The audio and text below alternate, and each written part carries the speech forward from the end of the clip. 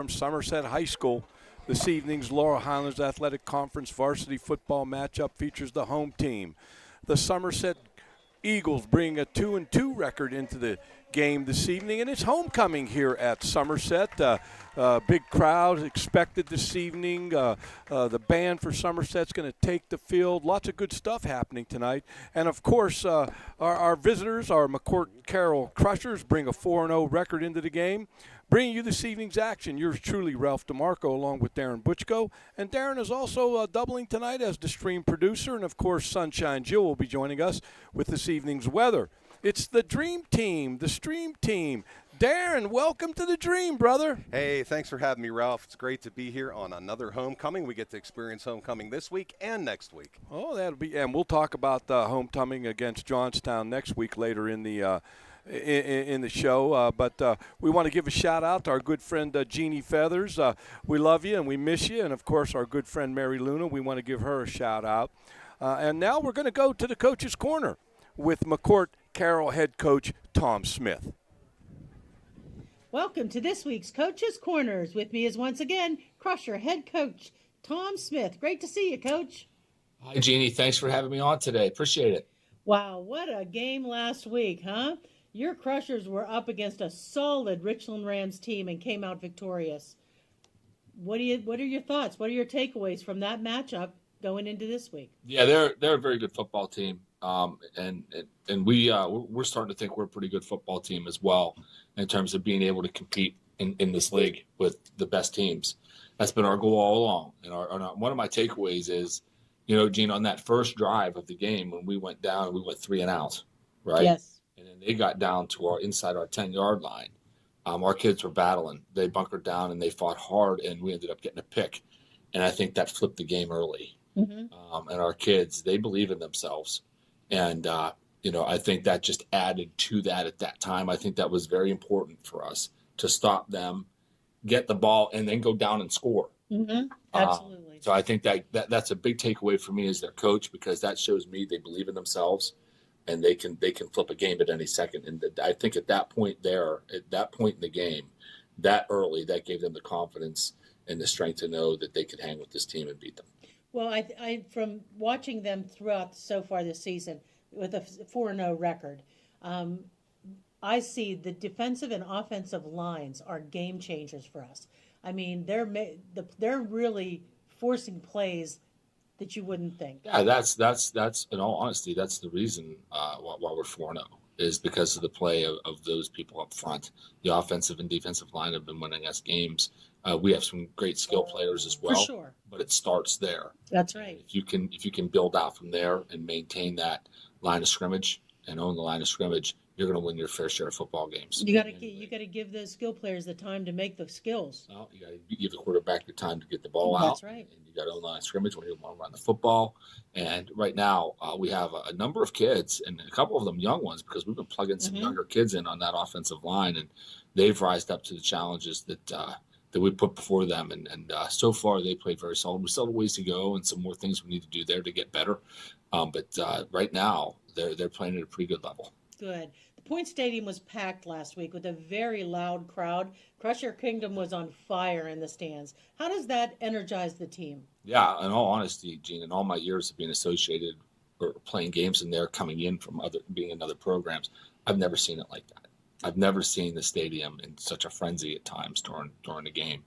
And you could actually hear and feel the energy from the crowd in the stadium's big stadium. Yeah. For high school football. It definitely has an impact on the game. It actually it energized our team. You get the fans behind us. We haven't had, like I said, I don't know that we've ever had that type of a showing for a football game in that stadium. And I think our kids fed off that as the game progressed. That's excellent. And, it was good for them.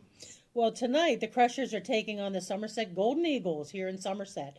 The Golden Eagles are 2-2 so far this season, coming off a 42-7 win over the Westmont Hilltoppers last week.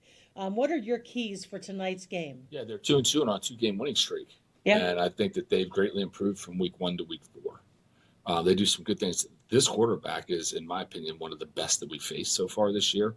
He can do some things. He can sling the ball around. He runs what we call RPOs, the RPO system, and he does it really, really well. They run some of the midline option. fullback midline option. That's going to be difficult for us to stop defensively. We have to really be on our P's and Q's and on our gaps to do that. And like I said, this quarterback can throw. He can throw the ball 30, 40 yards down the field on a rope. And so we need to be able to play. We need to be on our game. And this is a good Somerset football team as been advertised in their last 2 games. Great. Well, we're looking forward to hopefully going into next week after this at a 5-0. So you've got us on your side. Good luck tonight, Coach. Thank you. And we will see you next week. Yeah, thank you. We're looking forward to it. All right, Ralph, we're back.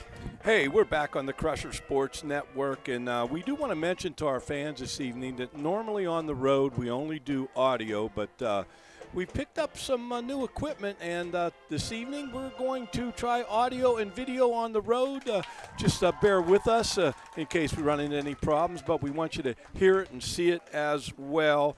And our friend Jeannie just sent us a text message that it's sounding and looking good, so we appreciate that, Jeannie. You keep us on top of things.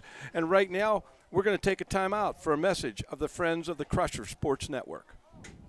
Every 23 minutes, a woman in the U.S. is diagnosed with ovarian cancer. Hi, I'm Matt Smith, president of the Laurel Auto Group. When my mom started the Ann Harris Smith Foundation, she said, if we can help just one woman, then we have made a difference. This year, we're asking you to help us make that difference. Please take the time to learn the symptoms of ovarian cancer.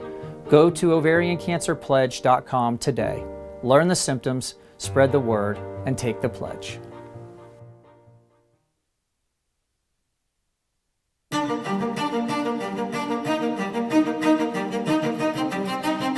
No matter the season, we're always in full swing.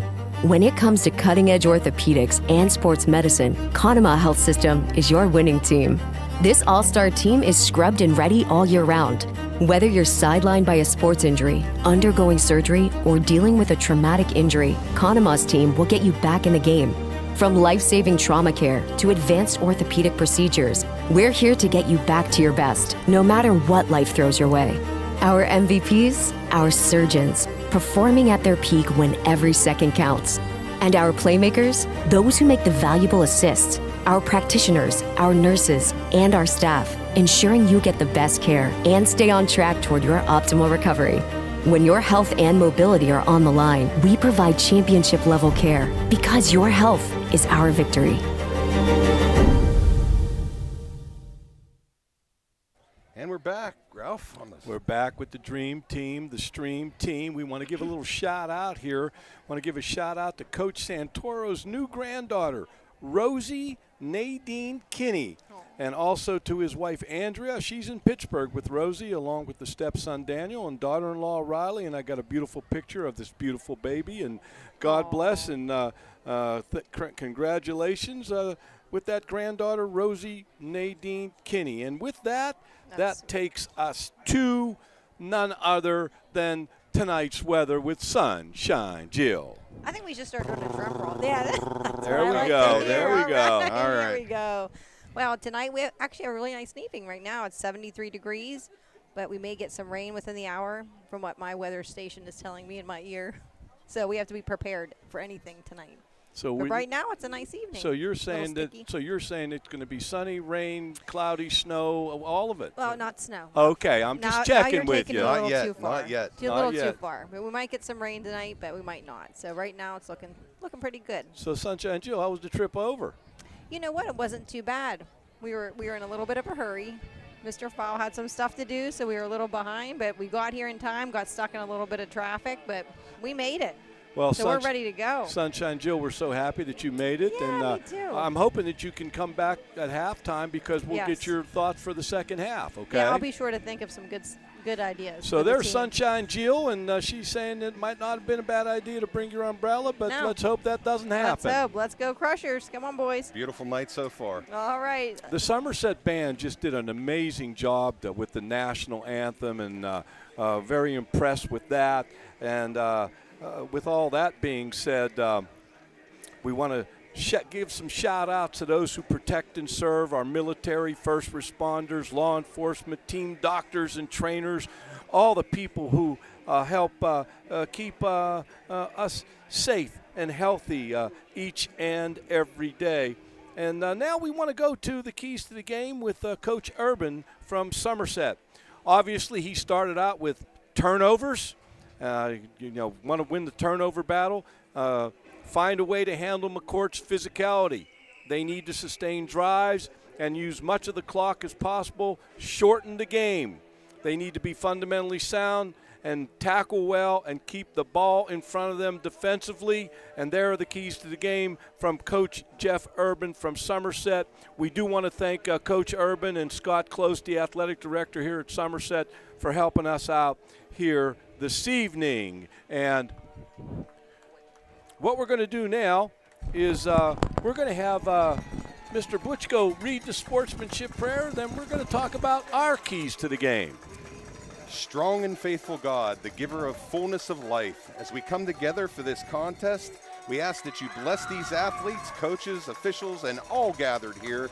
Keep these young people safe from injury and harm. Instill in them the respect for each other and reward them for their perseverance. Lead us all to the rewards of your kingdom where you live and reign forever and ever. Amen. Somerset just took the field in all black helmets and black jerseys, black pants, and orange numerals and some orange trim there. And like we said, we're hoping that you're getting a chance to see and hear us as well. We're experimenting a little bit here tonight, and so far, so good. So why don't we start with you, Jill? What are your keys to the game tonight? Well, my big key to the game is I hope they come in. I know they had a big win last week, so I'm hoping they come in and keep their wits about themselves and just stay the course. Let's go for another win. Strong defense, keep their offense moving. I think we'll be good to go. And there's only two stats that matter in football. That's right. Wait, let me. Do you need to check? I got to think about it. Your cheat sheet? Yeah. Wait, it's penalties and the points. The score. No. What? You got him half right. Darren, we're going to test you out there. Do you know that only two stats matter in football, Darren? The home score and the visitor score? No, that's not right. That's definitely not right. No, wait. It was. You know what? You guys are making me look like a bad teacher. How good okay? you look right. and the wave to your mom. Honest to goodness gracious, okay? All right. Turnovers and the final score are the only thing that matters. Darren, what are your stats for the game? My keys to the game are limit the mistakes. That's it goes for any game. But I believe keep the momentum going from last week. The physicality on the line, absolutely. They got some big boys. We'll see how they handle them. Well, my keys to the game are real simple.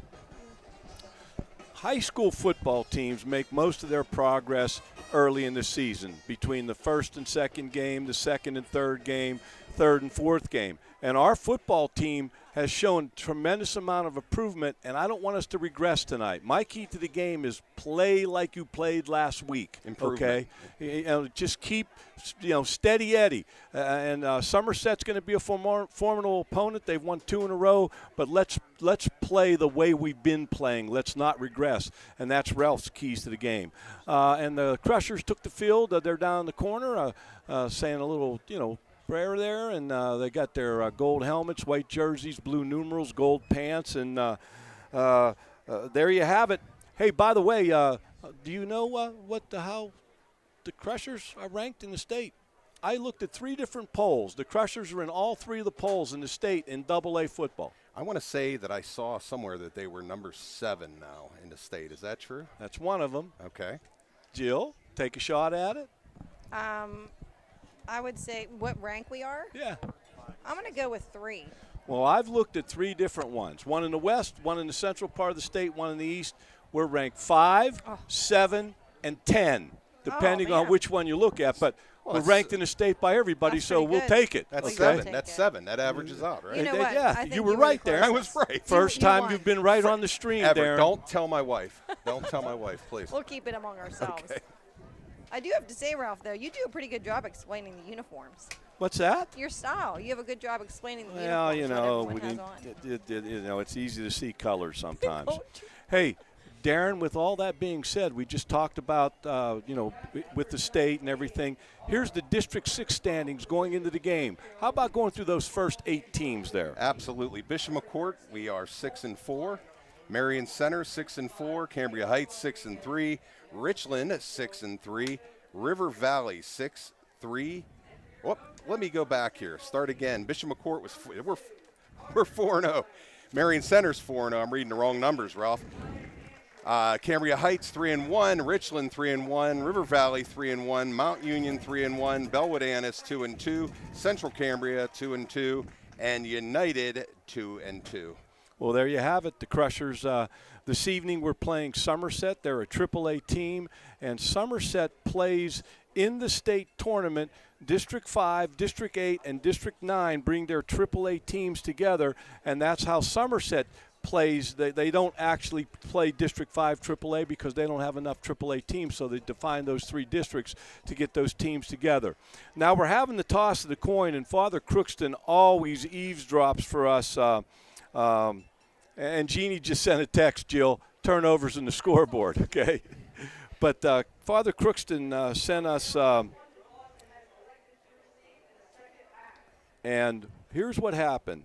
At 6, this is the ceremonial toss of the coin, but at 6 o'clock, we won the toss. We deferred. We will kick with the scoreboard at our back. Somerset will receive the kick. McCort will have their choice to start the second half. And conventionally, when the weather's good and the coaches are going to, if they kick off to start the game, they're going to want the scoreboard in their quarterback's face in the second quarter, and that's usually the standard operating procedure whenever coaches have that option and that opportunity.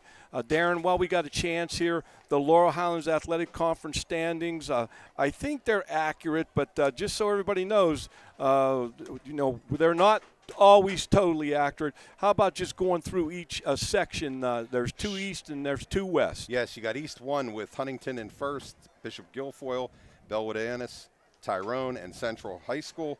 East 2 with Phillipsburg, Osceola, Bald Eagle, Bellefonte, Penns Valley, and Clearfield area. Then we have West 1. That is Bishop McCort, Somerset, Richland, Greater Johnstown, and Hilltop. And then we have the last one, which is probably West 2. Yes, it is. Forest Hills, Pancambria, Bedford, Central Cambria, Chestnut Ridge. And it looks like we're about ready to kick it off here, Ralph. Well, here we go. And we do thank Father Crookston for that sportsmanship prayer. The Crushers are going to kick off here. It's hard on the ground, bounces on the 30, rolls to about the 15-yard line. There it's picked up by Somerset. Number 2 for Somerset, that's Carter Dunmeyer. He brings it out to about the 33-yard line, and Somerset's going to set up shop there.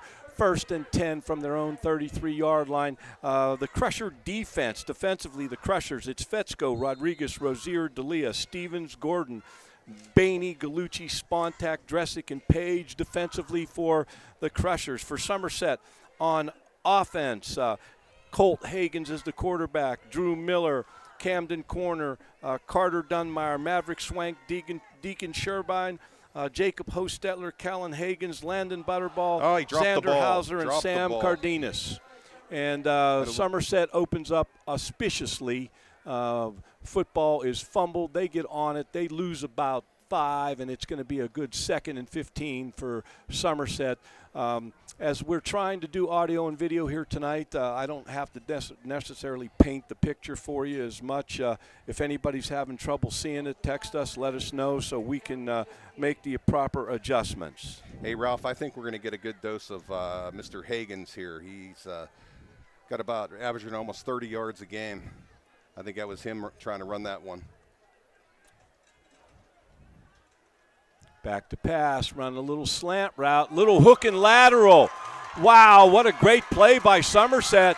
And running them down, it's trying to run them down. Oh, it's going to be, I don't know if they're going to say it's a touchdown. Great call by the Somerset coaching staff. They ran a little slant route, ran the hook and lateral off of it, and Somerset is up 6-0.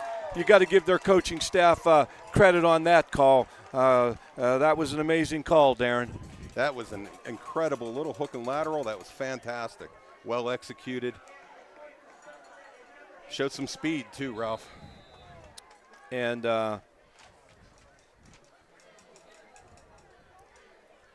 to be kicking the extra point here. Number 8 is their field goal kick, extra point kicker, and he is, my notes say he's 2 for 3 in field goals on the season. His longest was 37, and we're facing an outstanding kicker as well. That's here this evening. Antrim.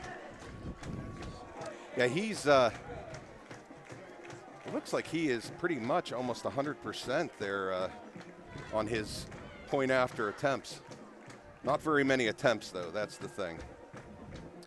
Well, let me say this to you while we got a little bit of a timeout here. How about talking about officials, Darren? You know what? Officials are the angels of sports around here right now. They have a very tough job, and there's very few of them. They're tough to schedule, tough to get. If you have any interest in officiating, please visit the PIAA site. Look into it, sign up. It's a great way to give back and also to earn some extra cash. But I'll tell you what, these guys do a fantastic job, and they deserve all the respect in the world, Ralph. Well, thank you for that. Back for the Crushers, we have looks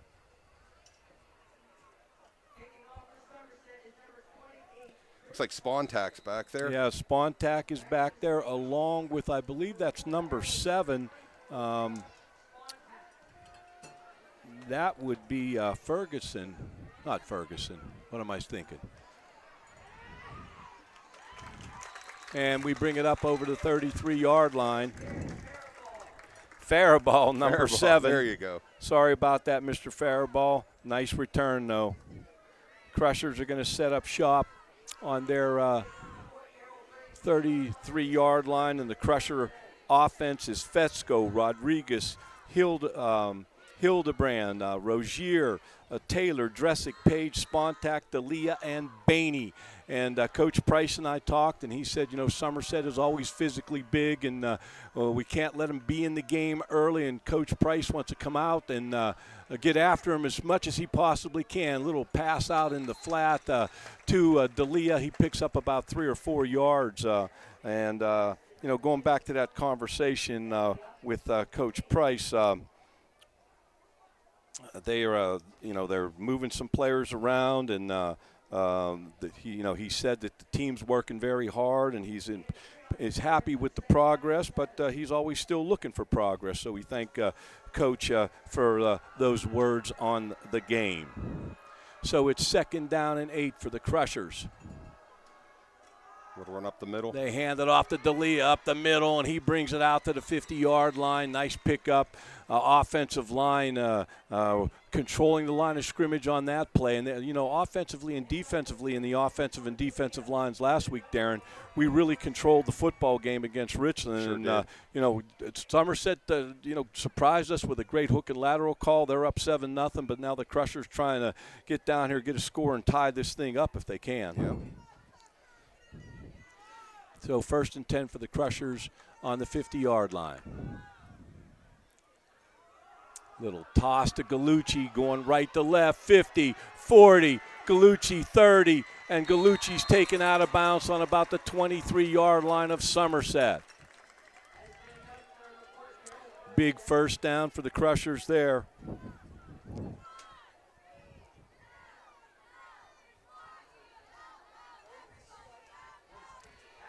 They're going to have to really try to contain that outside. Somerset is. That's a tough job. Gallucci averaging 30.5 yards per game rushing the football. Going to hand it to D'Elia going right to left, and he gets collared down. Number 20 and number 2 for Somerset. Number 2, Carter Dunmeyer, and number 20, Drew Miller, making a big play, actually throwing D'Elia for probably about a 1-yard loss. I'll tell you what, Ralph, that Drew Miller, he is at about 8 tackles per game, man. We're going to hear his name a lot. And D'Elia coming into the game is averaging 110 yards per game, and he has scored 5 touchdowns on the season.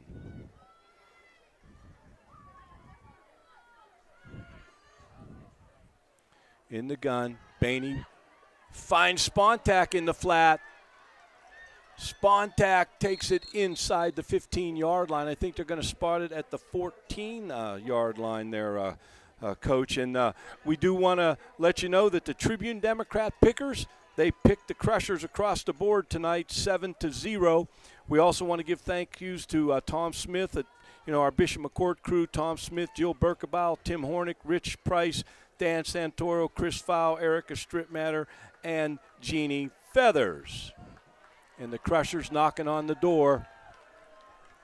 1st and 10 on the 13. Bainey looking to the end zone. Oh, Kaleem Taylor. Kaleem Taylor with the touchdown. That's going to bring on the extra point team for the Crushers. And try to get the long snappers number for me, okay? I'm not sure if they changed long snappers, but I'm pretty sure Gallucci will be your holder and Avery Connor will be the kicker. Connor having a great season as far as kicking. Is that no? That's still Richie. That's Hildebrand. It's all about snap, hold, kick here. For a minute there, I thought it was Rocco.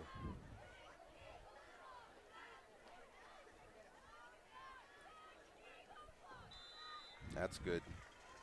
55 actually is snapping for the Crushers there. That was Caleb Rodriguez. Yeah, Rodriguez. Huh? Yeah. I'm surprised I couldn't see him in there.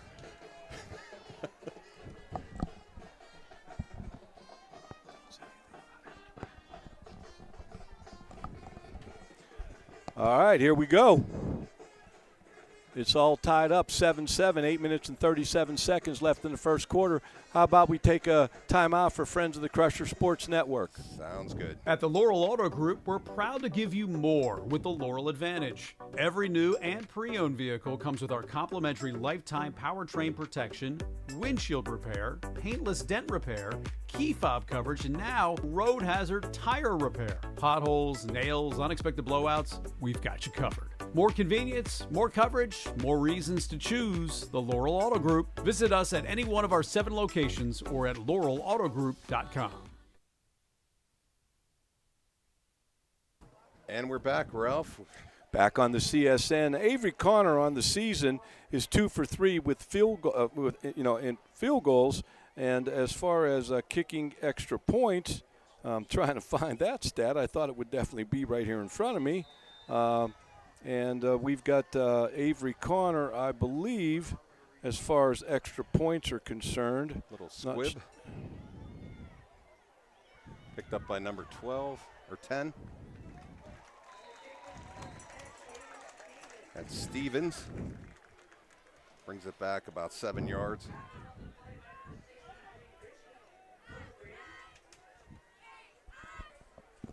So the Somerset offense going to set up shop, and they stunned the Crushers with a great hook and lateral call, and the Crushers just answered the bell and took it about 70 couple yards and tied the game up at 7. Crushers in that little 3-stack look, and coming from behind off the outside linebacker from the opposite side is number 7 Faribault, and he's in on the tackle. And he actually drops the running back for Somerset for about a 2-yard loss. That's going to bring up 2nd and 12 from about the 36-yard line of Somerset.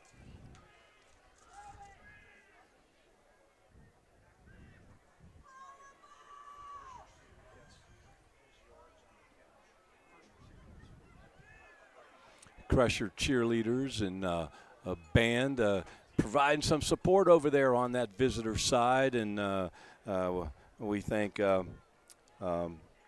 band director, Miss Y, and our cheering staff. Ooh, they brought him down. And that's number 3 for the Crushers, Marquise Gordon from his outside linebacker position, getting the set. Back to pass. Throws a little slant there, and it's incomplete. The receiver cannot hang on to it. Number 15, Colt Hagens, the quarterback for Somerset. I believe he was trying to connect with number 14, Deacon Sherbine, on that play. Now, Somerset now is in punt formation, and deep for the Crushers is Gallucci. Punting for Somerset. That looks like Antrim. Number 8, Antrim, and my understanding is he's a pretty good, yes. He's got a good leg. right-footed punter. He gets it out, a little wobbly thing. Gallucci fills it on about the 36. He's now across the 50. Gallucci trying to get outside. He cuts it back. Gallucci dives forward. He gets down to about the 42-yard line, and that's where the Crushers will set up shop.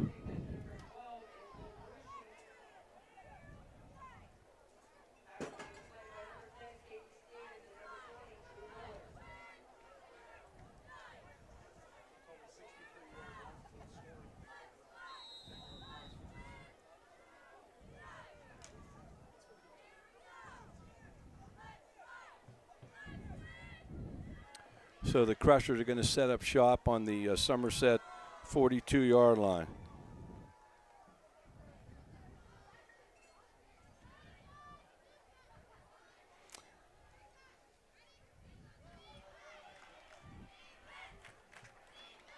And we're getting some messages that maybe some of our listeners or viewers have lost us. We're just going to keep doing what we do, and hopefully we'll get ourselves back on track here.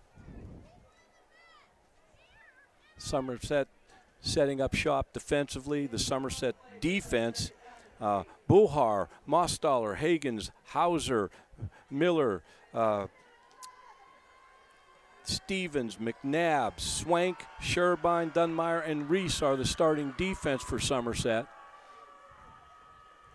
Hand off to D'Elia going right. He cuts it back up the middle. He gets down to the Somerset 25-yard line. Let's go through that Crusher offense. Fetzko, Rodriguez, Hildebrand, Rozier, Taylor, Dressick, Page, Spontak, D'Elia, and Bainey.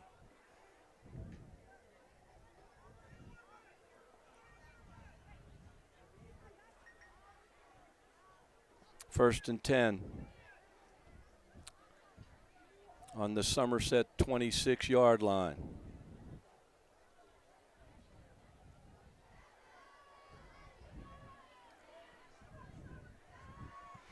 Bainey D'Elia hands it off to D'Elia. I'll tell you one thing about D'Elia.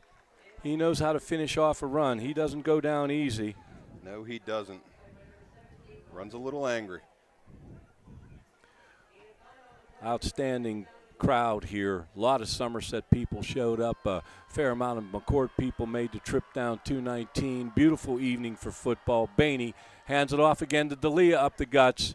And D'Elia picks up the first down. I believe he's going to be on about the 13-yard line, so it's going to be first and 10. The Crushers can get a first down on the 3-yard line.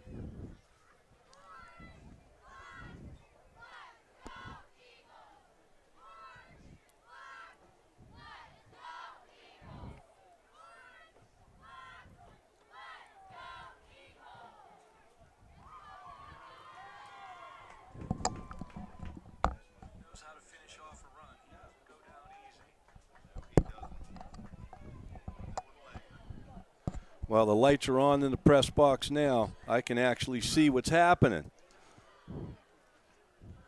Gallucci at quarterback. He's going to run the keeper. He's running off to his left side. He's going to pick up a couple, maybe a yard. Oh, not even, about a half a yard. So it's a second and a long 9 for the Crushers. I believe they can get a first down right inside the 4-yard line.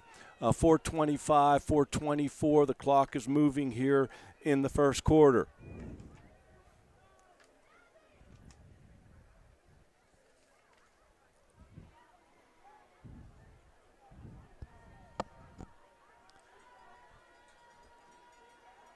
Bainey back to pass. He's looking to the corner of the end zone. Oh, we just missed Gallucci. Gallucci was running a little post corner route. He was open, and we couldn't make the connection, and that's going to bring up a third down and a long 9 for the Crushers. Clock is stopped with the incompletion.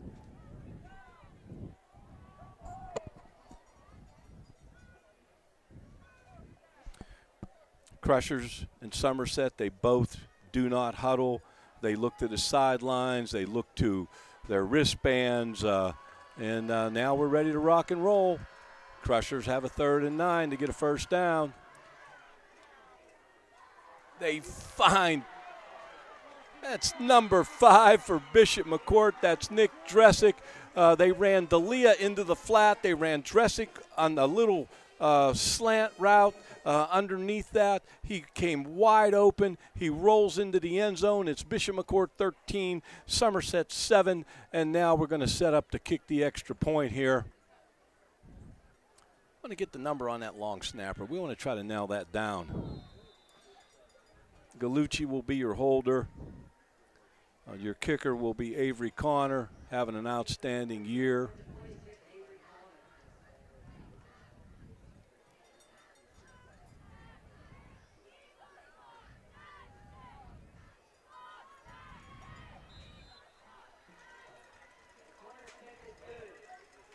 It's up and good. Let's take a break here for a word from the Hi guys, how are you? Experience quality dental care at Family Dental Center. For over 33 years, Dr. John Walker has proudly served the Johnstown area and now welcomes Dr. Jesse Cooper to the practice. Together, they offer gentle, comprehensive care for every member of your family. Bright, confident smiles start here. Call today for your appointment. Family Dental Center, 307 State Street in Southmont.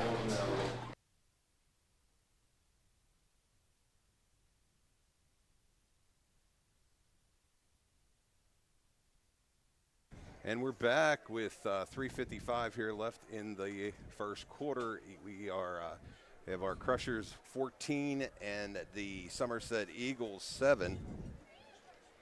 Well, the Crushers have answered on 2 drives here after Somerset jumped out to a 7-0 lead, and the Crushers have driven the field twice and have scored twice, got the extra point.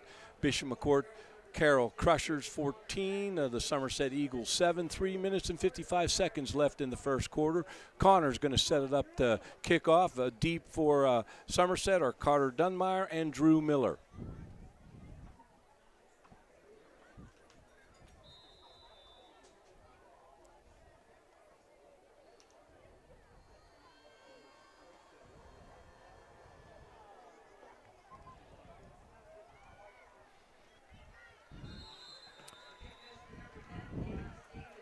Number 10 for Somerset fields that kick. It's Caden Stevens, and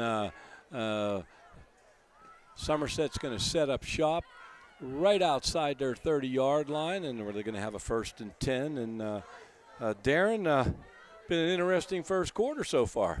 Yeah, a little unexpected start there, but I think we're getting our feet underneath us now. Well, time will tell. And Coach Smith and I talked about that this week.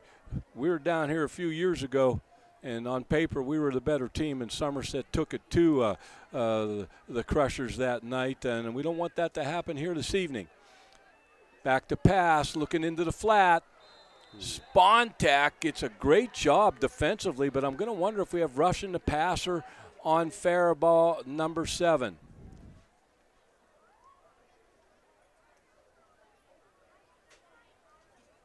Maybe a little bit of a late hit. Well, we're going to find out here. It's going to be holding against Somerset. Oh. They were actually holding Faribault. I thought he, bumped into the quarterback after the pass was released, but he was being held, and so that's going to set Somerset back a long way, and it's going to bring up a 1st and I'm going to say about 22. The clock says 20. The ball's resting on the 21, 31. Yeah, I'll give the clock operator. He's right. 1st and 20 from the Somerset 21-yard line. We're still in the first quarter. 3 minutes and 45 seconds left.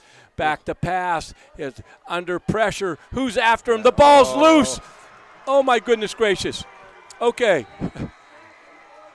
Chasing the quarterback was number 3 for the Crushers, Marquise Gordon. He got him from behind. He ripped it out, and I'm pretty sure it was Stevens that picked it up and went into the end zone, number 34, our middle linebacker. And the Crushers now go up 20-7, and they bring the extra point team on the field.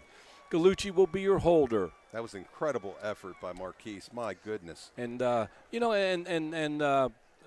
had the smarts not to jump on it. The coaching point is you got to know when to curl around it, and you got to know when to pick it up. And he did a nice job of understanding that he had an open field, picked it up, and took it in for a touchdown, Luke Stevens.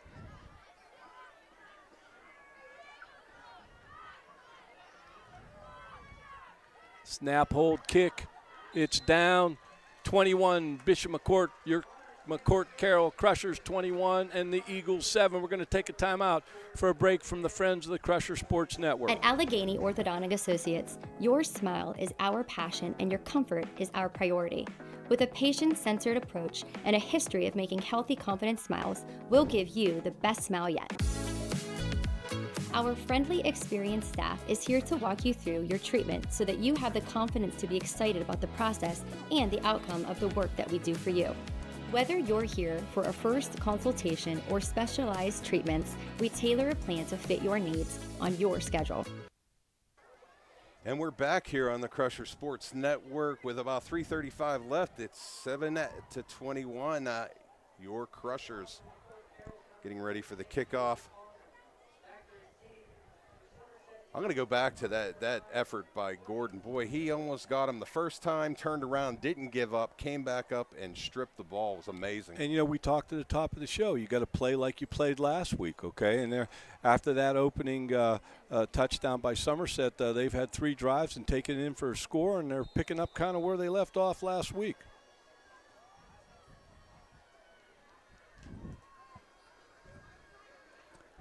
Little pooch kick down to about the 28-yard line where it's picked up there. And I found the stats I was looking for, but Avery Connor is 2 for 3 on field goals. He's 15 for 16 kicking extra points, and it doesn't get a whole lot better than that, and he's having himself a fine season for sure. Are those Boswell stats? Steelers Boswell? Well, I'll tell you what, he'll give Boswell a little bit of competition there, huh?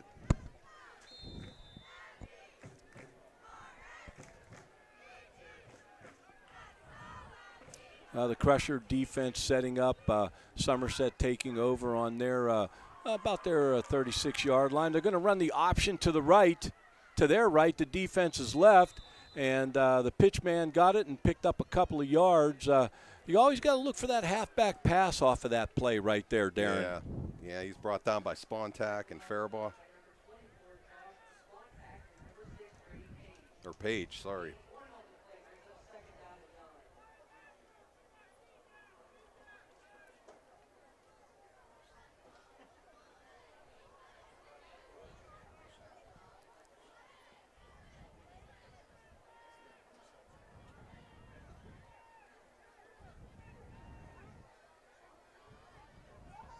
Little confusion. Take a timeout. Somerset's going to take a timeout, and we're going to take a timeout from Friends of the Crusher Sports Network.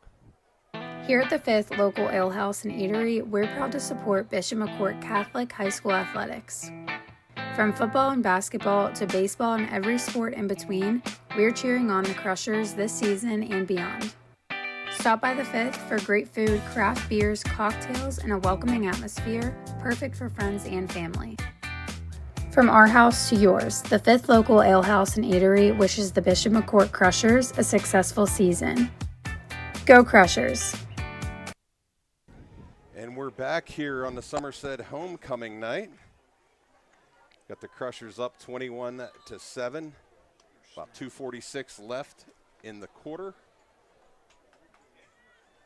Starting to feel like a long quarter here, Ralph. The longest quarter in the history of the world was against Richland in the third quarter. Yeah, it broke like a galaxy record or something because it lasted forever. I think it's still going on. So here we go. Somerset 2nd and 9. The ball on their 36-yard line. It's intercepted by Jonathan D'Elia. 20, 15, 10. 5 touchdown, D'Elia, and it's 27-7. The Crushers with 2 minutes and 37 seconds left in the first quarter, and they're going to bring Hildebrand and Gallucci and Connor on. We just said Connor's 15 for 16 coming into the game. He's kicked 3 tonight, so that makes him 18 for 19. 19. Yeah. Well, the math. We both went amazing. Did we get that math right? Oh, boy. Don't make me get the ruler out. Okay, so now if he gets this, well, we don't want to jinx him, but.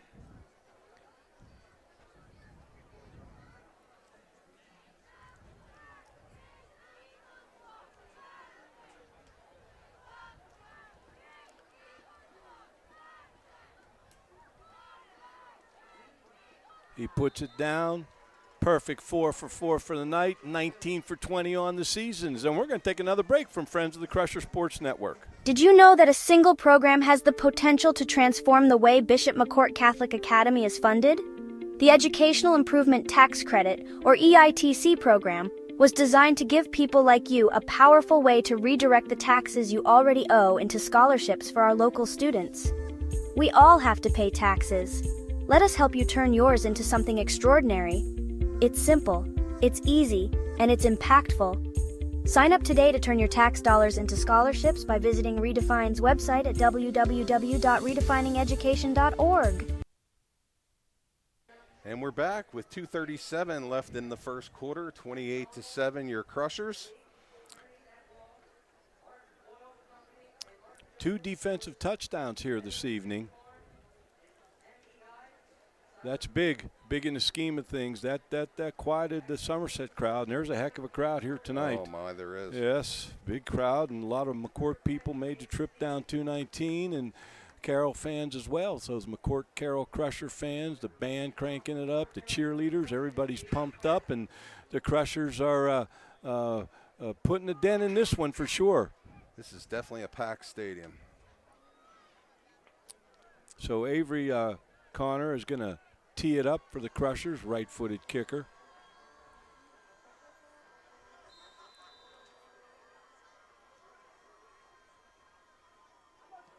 Little pooch kick, sky kick. It's fielded on the 25 for Somerset. The first Crusher down there was number 5, Nick Dressick, making a big play on the kickoff team, and that's where Somerset will set up shop. Hey, while we're waiting there, Ralph, I want to read some of our friends of the Crusher Sports Network.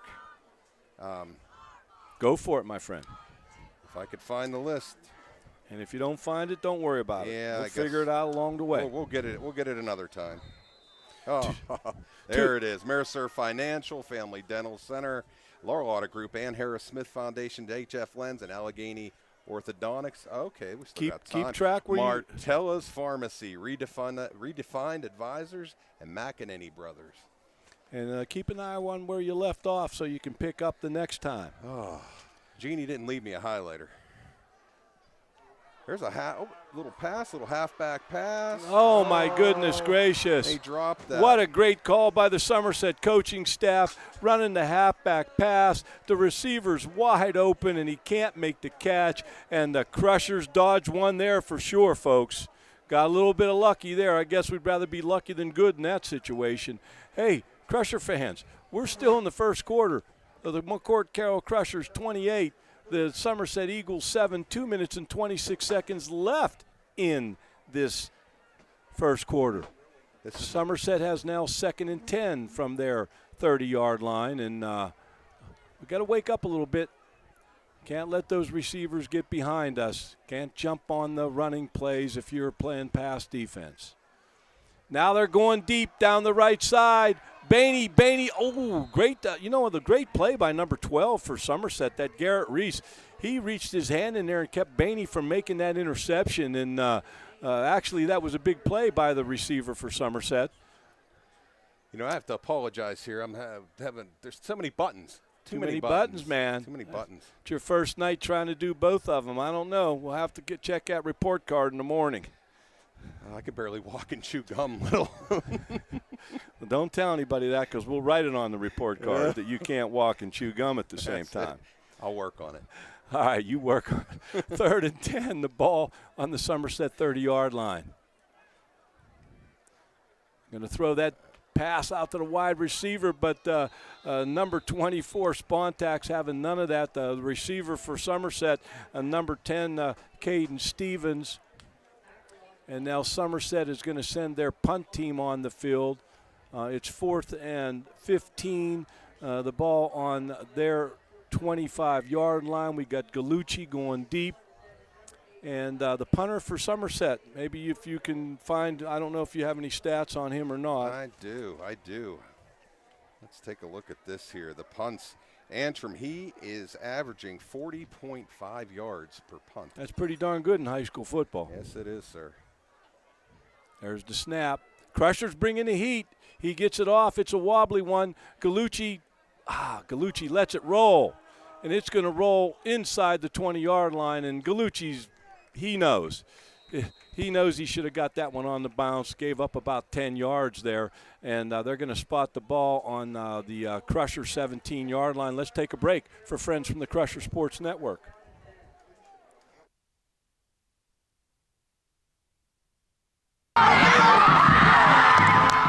Defend your ride with Riemann Auto's All-Star Service. From state inspections, tires, brakes, and routine maintenance, Riemann Auto is your one-stop shop for all your automotive needs.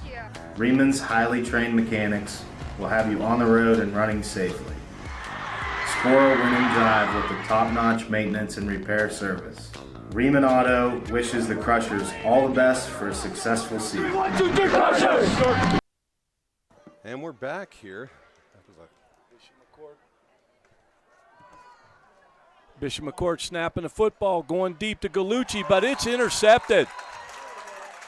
Great defense for Somerset. That's number 2, Carter Dunmire with the interception. And Somerset's offense is going to set up on the Crusher 40-yard line, and the Somerset defense coming back on the football field.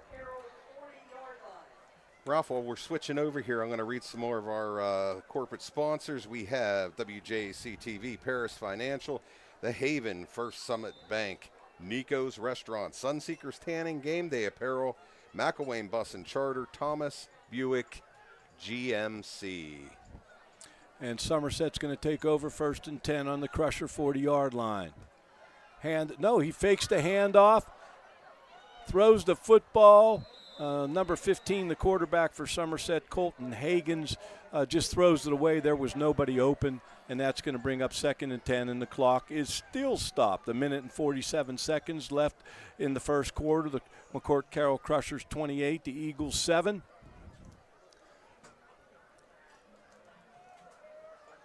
It's going to bring up a 2nd and 10 for Somerset. Both teams do not huddle. They look to the sidelines. They look at the wristbands. They get the call. Hagens now has the call from the Somerset coaching staff. He's in the shotgun with a sidecar to the right. Blitz coming off the corner. And Somerset is able to beat the blitz with a little quick hook down there onto about the 35-yard line. And picked up about 5. And that's going to bring up a 3rd and 5 for Somerset. And I would have to think that Somerset, if they get in a 4th down situation here, they're not going to punt the football here. I can't imagine that unless they lose a fair amount of yardage. Handed off to number 20. Oh, that was picked up. There he is, number 7, Faribault on a big defensive play for the Crushers. And now Somerset's going to have to decide what they want to do here, because that's going to bring up a 4th and a long 9, and they're on the Crushers' 39-yard line. In the moment, it looks like they're going to go for it. You never know. This would be a perfect place for like a quick kick from the quarterback. Yeah. We'll see what's happening here. I have to believe Somerset's going to try to pick up this 1st down. There's the snap. Little middle screen, and the Crushers are all over that. And the Crushers are going to take over on downs. And we're going to just stay right here, Darren, and sort of see how these last 34 seconds play out in the first quarter. Got about 34 seconds, right? Well, I'll tell you what. Finally. If my clock's right, this first quarter lasted 37 minutes, okay? It is the 2nd longest quarter in the history of mankind, because last week we had the 3rd quarter, which was the longest quarter in the history of mankind. Holy buckets. Crushers take over with 34 seconds left in the first quarter. They hand it off to Spontak. He's running to his left. He turns it up over the 40. He cuts it back, and Somerset knocks him out of bounds on the 49-yard line. Number 27 for Somerset, Maverick Swank, in on that play. And the Crushers, the clock is stopped with 26 seconds left in the first quarter. And it's your McCort Carroll Crushers 28, the Eagles 7. and the Crushers have a 2nd and 1 for a first down, sitting on the Somerset 49-yard line.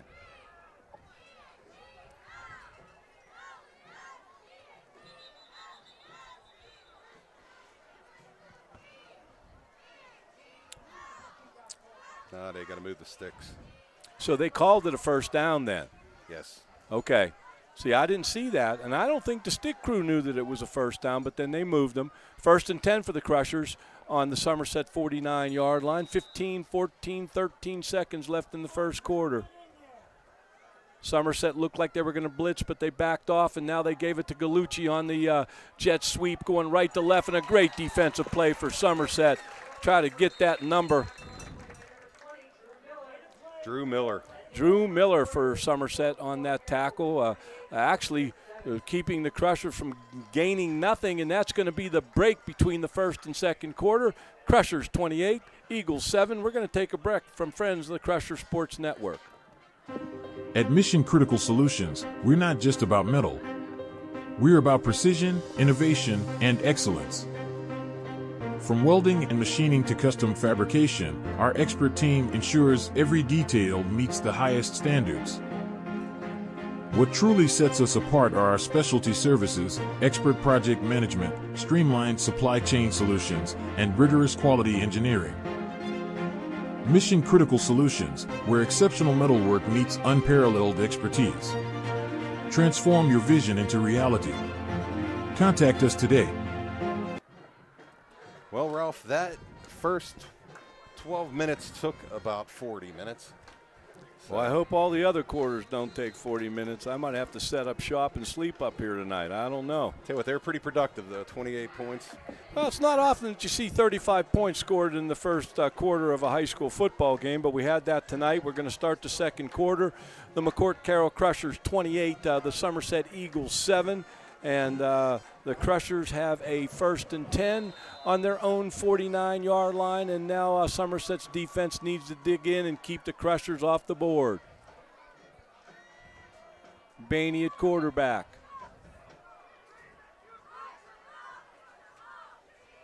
Gallucci in motion, handed off to D'Elia. He was going left, cut it back right. He might have picked up a yard.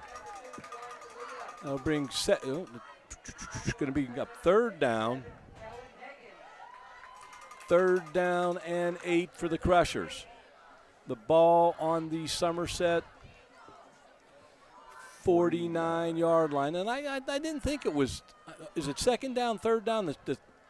Okay, they went to 2nd down. Now, okay, now it's 3rd down. Bainey. Wow. Nice defensive play by Somerset to break up that pass play. And now we got a flag. We got us a flag. I'm not sure who it's on, but I'm hoping that somebody wasn't jawing and running their mouths. Number 20. That was Miller. All right, we got a little conversation here. The flag is against the Crushers. I'm wondering if it's a personal foul.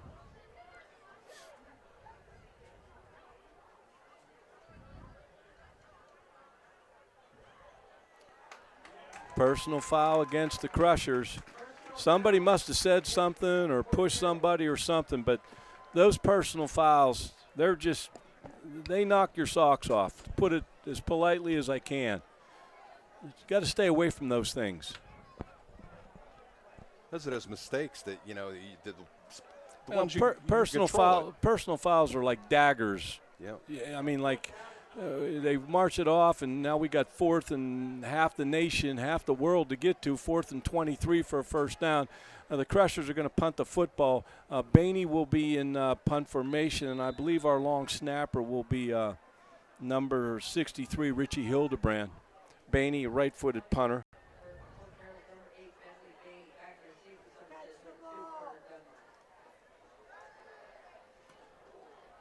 Gets off a nice punt. Out of bounds, though.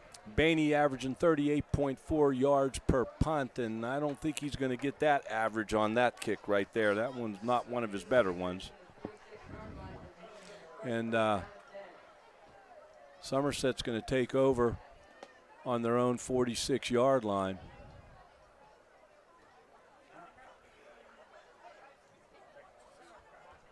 Crusher defense needs to dig in. 11 minutes and 14 seconds left in the first quarter. The McCort Carroll Crushers 28 and the Somerset Eagles 7.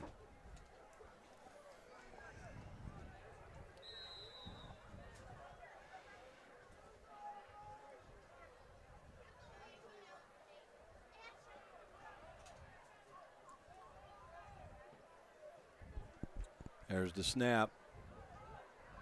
Quarterback, he just runs out of the pocket and throws it away. That's number 15, the quarterback for Somerset, Colt Hagens. That's going to bring up a 2nd and 10. Ball still on the Somerset 46-yard line. You know, so far this season, Ralph, he has over 500%, 500 completion percentage. Now here we go.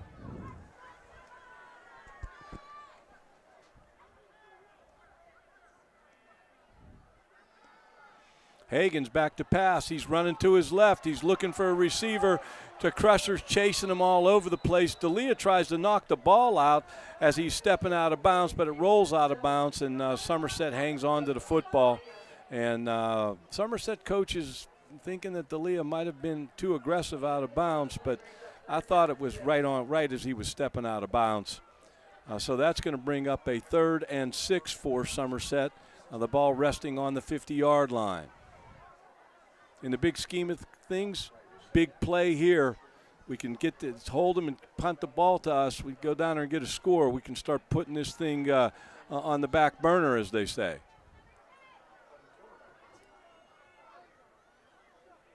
Hagens, the ball's on the ground. We got it. Oh, my God, Page. Number 6, Page. You want to talk about a cat that hustles every play. Wow. Page, he gets in there. He recovers the fumble, and he was hustling. What a great play by number 6 for the Crushers, Brady Page. He's a junior, 5'10", 170, just playing bigger than that 170, I can tell you, all season long. And the Crushers are going to take over 1st and 10. The ball on the Somerset 40-yard line, and the Somerset offense needs to put this one in the end zone. 10 minutes and 56 seconds left in the second quarter. Bainey in the gun.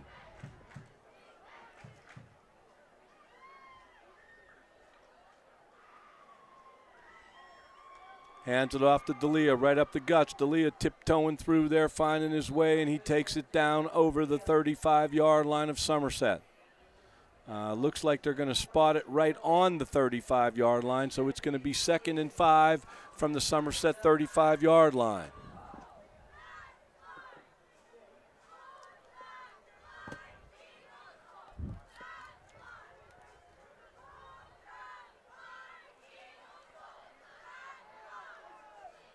Hand it off to D'Elia.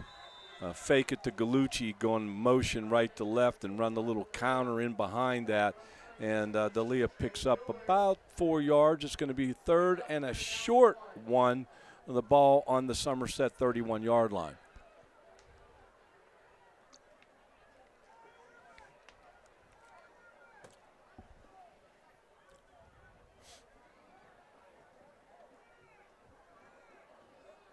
A lot of conversations going on here between the offensive players and Coach Price, our offensive coordinator, trying to get it right. Somerset crowding the line of scrimmage. Gallucci in motion. Give it to D'Elia again. D'Elia's going to get the first down, and it takes about – the ball's out, but I believe number 75 for Bishop McCort jumped on it, and that would be Joseph Zahorn. Zahorn. He saved them there, Ralph. Oh, yeah, that was big. Big. You don't see – it's been a while since you've seen D'Elia put the ball on the ground, I can tell you that. Now, it looks like Gallucci's going to come in at quarterback. He's directing traffic. It is 1st and 10, the ball on the Somerset 27-yard line. Crushers getting the play from the sidelines. They got trips into the short side, and they've got a receivers one-on-one to the wide side of the field. D'Elia in motion. Gallucci keeps it. He's running outside, and he picks up a couple of yards. If they get into that set again with the trips to the tight short side of the field and they get one-on-one on the split end to the wide side, look for that throw into the end zone.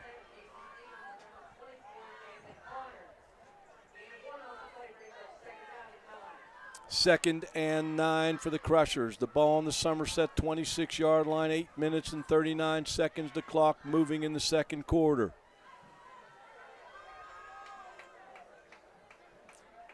Gallucci is in at quarterback. You'll see Gallucci at many different positions. I think he plays all the skill positions offensively.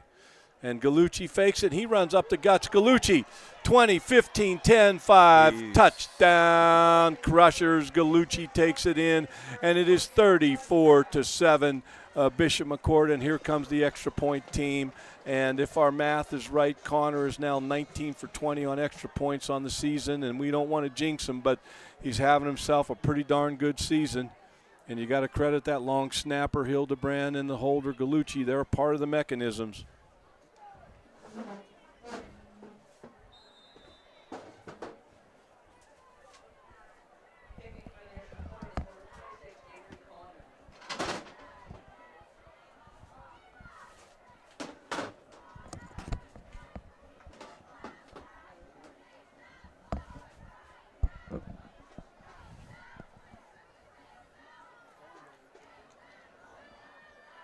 It's up.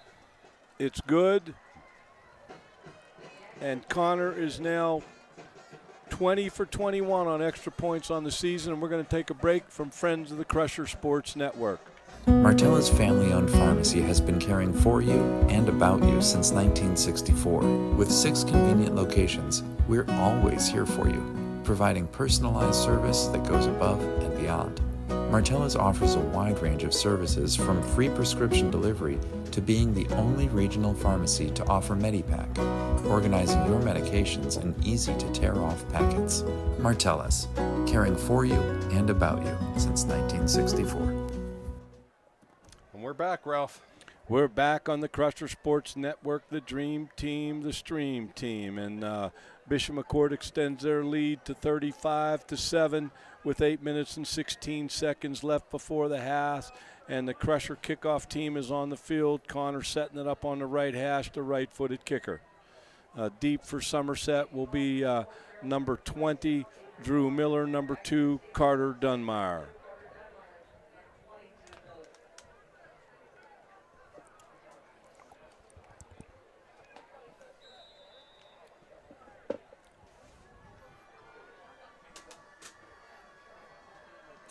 Kick is a high one, fielded on about the 28-yard line. That's number 10, and the Crushers are all over him. I believe that's number 5. Juresic is there. Number 15 for the Crushers. Dominic Chippy is on the play. Some good stuff there for the Crushers.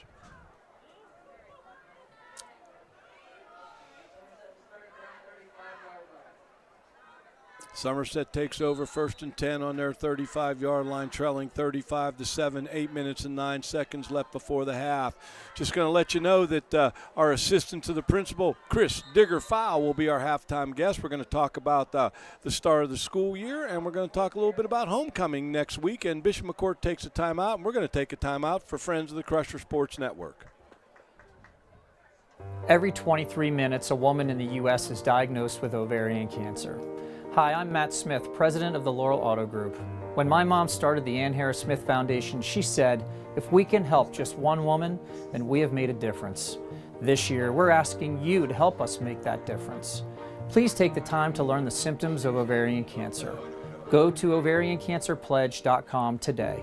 Learn the symptoms, spread the word, and take the pledge. We're back, Ralph, with 8:09 in the second quarter, 35-7, the Crushers. Well, and Coach Smith was actually on the field getting some clarification from the officials. Not sure what that's all about, fans. We can only guess and speculate, so we're not going to do that because we have no idea. And the Crusher defense now comes on the field, and Somerset setting up shop, 1st and 10 on their own 35-yard line.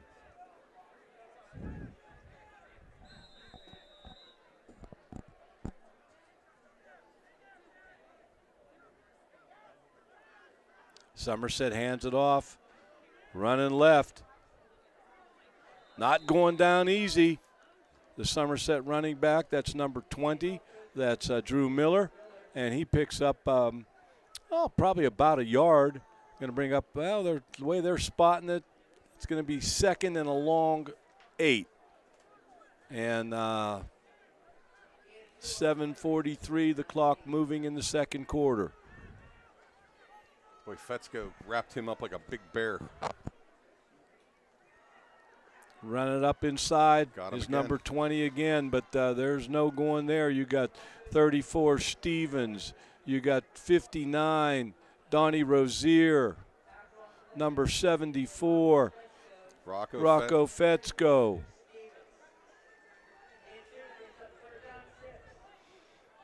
Now we got some moving around here. We got some. We got Bainey back in at cornerback. Somerset 3rd and 6. Ball on their 39.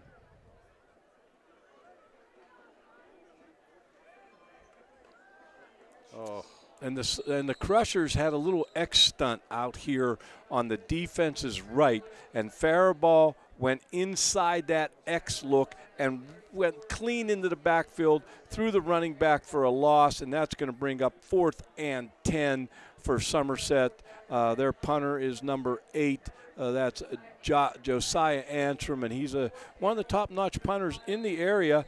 And deep for the Crushers, we've got number 6, Page. We don't always do 2 deep. Now we got 5 back there. We got 2 deep, Dressick and Page. Gallucci usually is back there, but he's not on the field. Now the Crushers sending bodies on and off the field. Somerset setting up to punt the football. There's the punt. Nice punt. Wow. End over end kind of thing. Dressick picks it up on his own 20-yard line, 25, 30, cuts it back, takes a tough hit there, and he's brought down at the Bishop McCort 34-yard line. We've got a Somerset fella down on the turf. We do not speculate on injuries. All we ask the listeners to do is say a prayer that the young fella's okay. And let's take a break from Friends of the Crusher Sports Network. At First Summit Bank, we're more than just bankers. We're your neighbors, your friends, your partners through every step of life. And now we're helping you enjoy even more of life's moments with First Summit Bank's First Perks. With First Perks, you'll get exclusive discounts on shopping, dining, and entertainment just for being part of our community. Car trouble? No problem. Roadside assistance is just a tap away. Because at First Summit Bank, we're always here when you need us. Wherever life takes you, First Perks goes with you. Sign up today and start enjoying the perks of better banking. First Summit Bank, your community bank. Day after day, the wheels are in motion. Our experienced team excels in custom designs and precise, skilled craftsmanship. We do it all, from start to finish, with pride in every detail, consistently delivering exceptional results. While our commitment remains unchanged, much has evolved since our beginnings. We continually integrate new technology to ensure a smooth experience and high-quality finished projects. As certified kitchen designers, our dedication is to making your vision a reality. We bring your dream to life.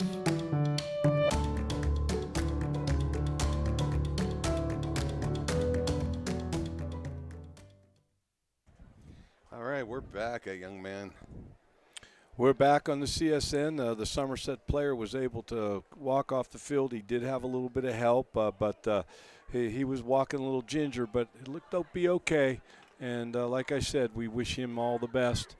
Now the Crushers in a little bit of a power set. They've got Bainey in the gun, running backs each way, and gives it off to D'Elia up the guts, but making a big play for Somerset, knocking Gallucci possibly for a loss. That's number 20. He's showing up a lot tonight. Drew Miller for I'm sorry. We're working here with some different people, and I've gotten his space, and I apologize to him for that. So now the Crushers have 2nd and 9.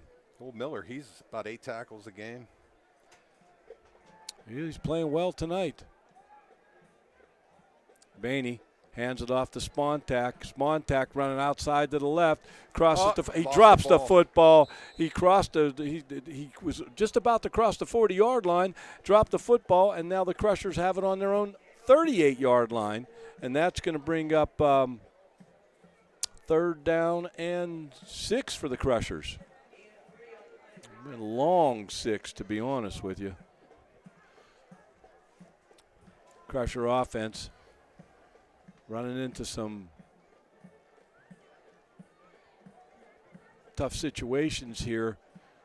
Kind of penalty halted one drive, and we don't want to fumble the ball. We don't want to put it on the ground. Bainey looking deep down the middle.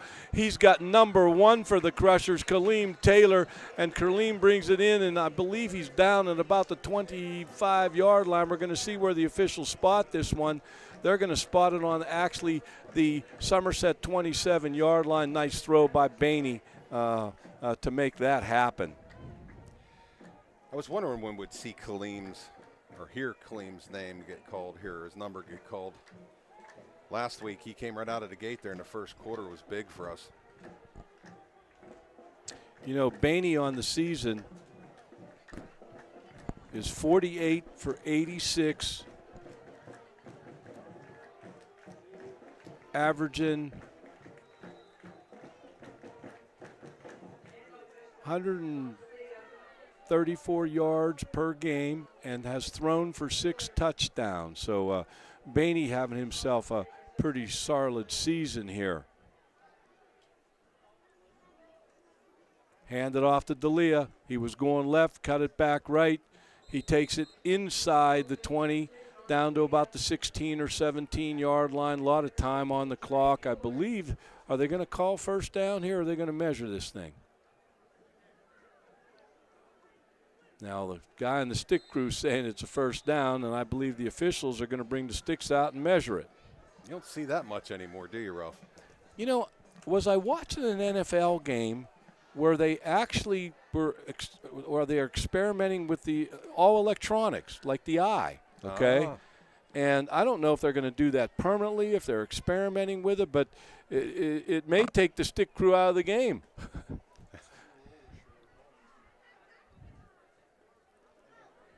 That'll eventually filter down into all levels of sports if that, you know, being able to have that electronic eye, see where the spot's at and determine whether it's a first down or not. I would think that the only thing that would hold you back there if you don't have the finances to put something like that in. I was going to say an empty wallet maybe. Yeah. Okay, so now it's 1st and 10 for the Crushers. The ball on the Somerset 17-yard line.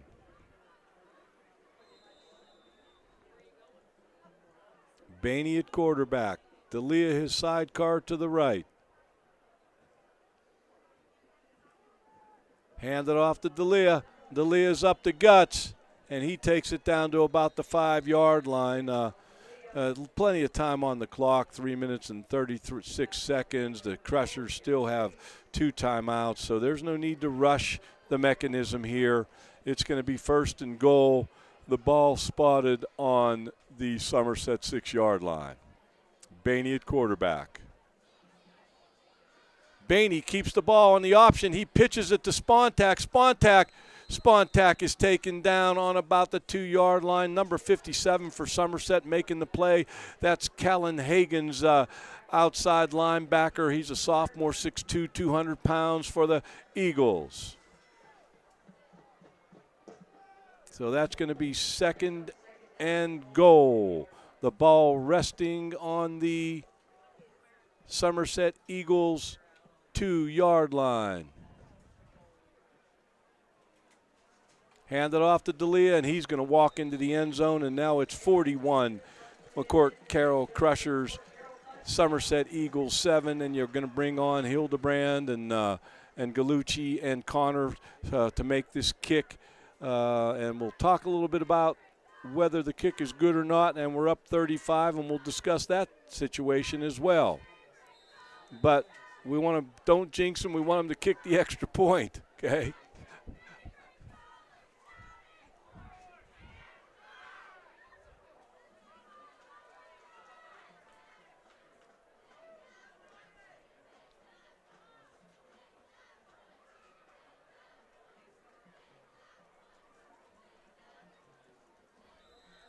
And that's good. And the Crushers 42, the Eagles 7. We're going to take a break from Friends of the Crusher Sports Network.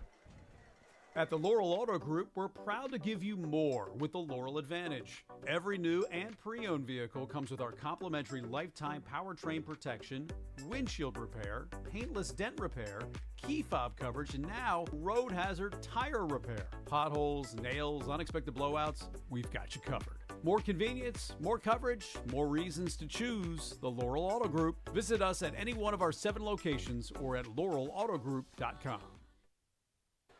2:41 left here in the first half. Hey, Ralph, let me read some of these corporate sponsors. Go for it, my friend. Do it. We got Rizzo's Restaurant, Formica's Kitchen and Design and Contracting, Bread Insurance, Modern Art Plate and Glass, Riemann Auto and Sales, the 5th local ale house and eatery, MCS Machining and Fabrication, Capri Restaurant up there in Westmont, Allegheny Field Services, Randy's Bilo, Yoder's Landscaping, Coldwell Banker, Prestige Realty from Adam Dugan, the Pike Steakhouse and Pub, Merho, Federal Credit Union, Pro Disposal, and Schaefer's Oil. Thank you, Darren. The Crushers are going to kick off up 42-7 with 2 minutes and 41 seconds left before the half. Connor gets that little squib kick down to about the 30-yard line. There it's fielded by number 10.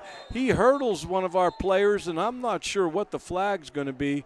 I'm not sure if we had a late hit out of bounds, and I'm not sure if there's a rule about that. I think it's going to be against the Crushers.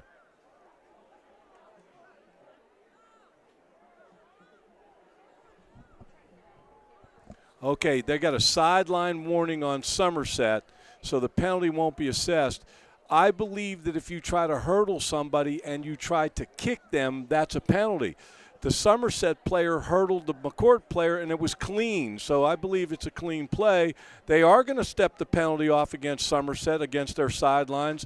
I thought that you'd get a warning first, and then they mark it off. Maybe there was a warning earlier that we missed. I don't know that. But they marked the penalty off against Somerset, and it's going to be 1st and 10 for Somerset on their own 25-yard line with 2 minutes and 36 seconds left before the half.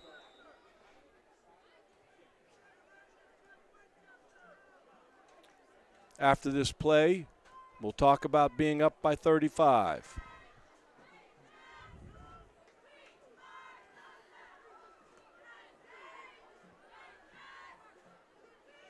Somerset back to pass. He's going deep, and it's incomplete. Darren, right now the Crushers are up by 35. Yes. If that holds up before the half, we will start the second half with a running clock, okay? Yes. But it's got to be 35 at the half. And, let's say it's not 35, but it happens in the second half, you go up 35. At that point, it's a running clock. So 35 is the magic number. Yeah, and if the Crushers hang on and they're up by 35 at the half, we'll start the second half with a running clock. Correct, Mr. Mapes?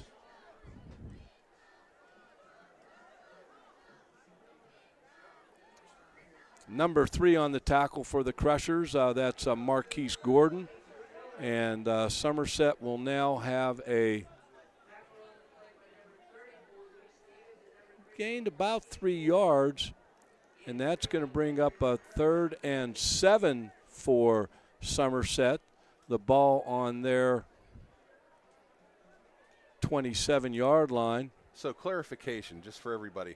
35, if it goes back under 35, does it stop? Before the half? No, after the half. No, once it's 35 in the second half, the clock continues to run. Regardless. Yeah. Now, if Somerset would score now, the second half would not start with the running clock. Gotcha.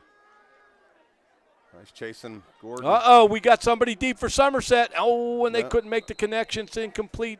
On the coverage was number 5, Dresick, and that's going to bring up a 4th down for Somerset, and it's 4th and 8 on their own 27-yard line, and they're not going to have a choice but to send number 8, Josiah Antrim, onto the field to punt the football. And let's see who the Crushers send back this time. It looks like Dresick, number 5, and number 6, Page, will be deep. Minute 36 here left in the half. There's the snap. There's the punt. Nice high punt, little wobbler. It's going to hit on the 45, and Page is going to take it 54. I'll tell you what, he's exciting. He gets his hands on that football. He's an exciting football player, Page, and he's a great defensive player as well. So that's going to bring up a 1st and 10 for the Crushers. They're going to spot. Uh-oh, wait a minute. They're bringing him back. And it must have been a flag somewhere.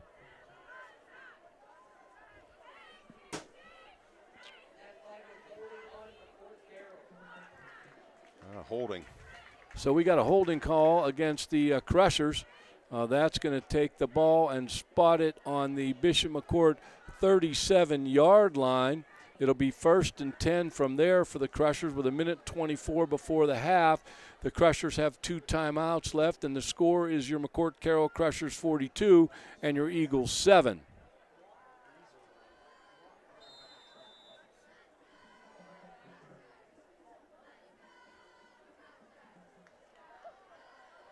Hang it off to D'Elia. He's running to his left. He picks up about 6 or 7 yards.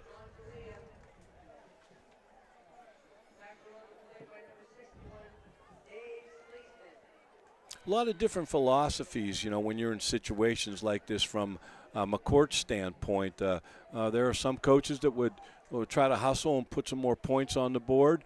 And it looks like the Crushers are just going to take their time and possibly try to wind this clock down and end the half. But we'll see how that shakes out.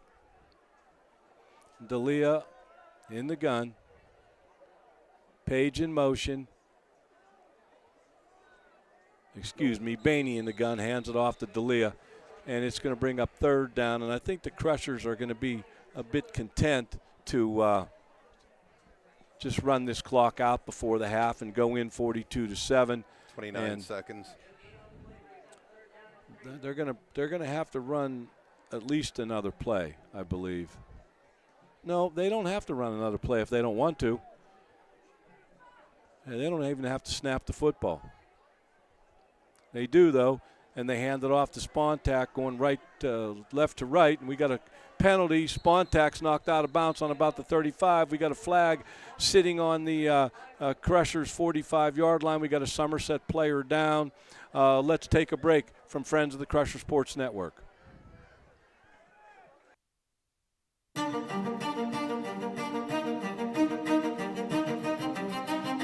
No matter the season, we're always in full swing. When it comes to cutting-edge orthopedics and sports medicine, Conema Health System is your winning team. This all-star team is scrubbed and ready all year round. Whether you're sidelined by a sports injury, undergoing surgery, or dealing with a traumatic injury, Conema's team will get you back in the game. From life-saving trauma care to advanced orthopedic procedures, we're here to get you back to your best, no matter what life throws your way.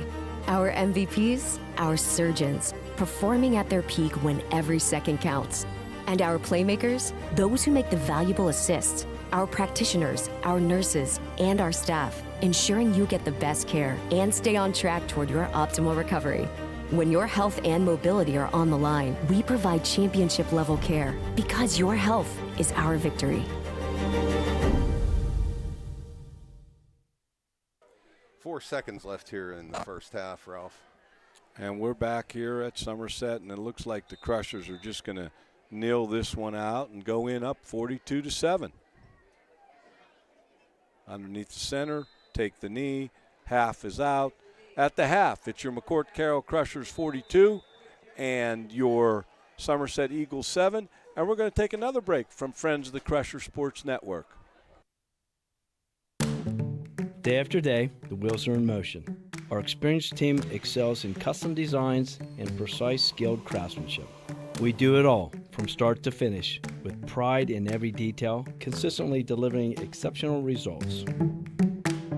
While our commitment remains unchanged, much has evolved since our beginnings. We continually integrate new technology to ensure a smooth experience and high-quality finished projects. As certified kitchen designers, our dedication is to making your vision a reality. We bring your dream to life.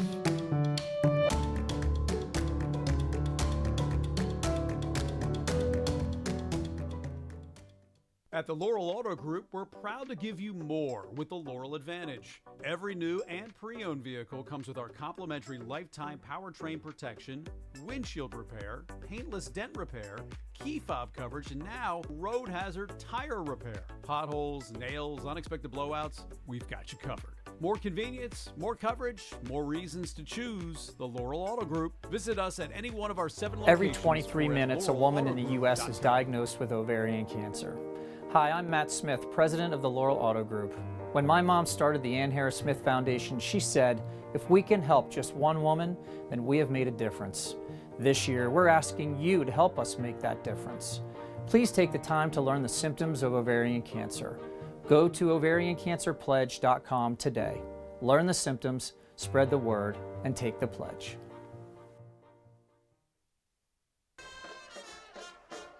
And we're back. We're back on the Crusher Sports Network, the Dream Team, the Stream Team. At the half, it's your McCort Carroll Crushers 42, the Somerset Eagles 7. The Crushers have a 35-point lead, and as we get deeper or closer to the third quarter, we're going to explain how that running clock will work. But right now, we have our halftime guest, none other than Chris Digger-Fowle, the assistant to the principal, the head boys basketball coach, the head baseball coach, winning the state championship in baseball in 2012. Coach Fowle, welcome to the stream. Thanks for having me, guys. I love saying that state championship thing, just so you know. Yeah, it doesn't get old. Yeah, that never gets old, does it? Yeah. Well, Coach Fowle, we're zipping through summer. We're zipping through September here.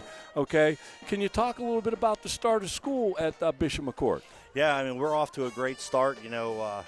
We have over 40 new kids in the building this year, and we're really excited that enrollment's up, and that we continue to put out a good product, and we're attracting students to our school.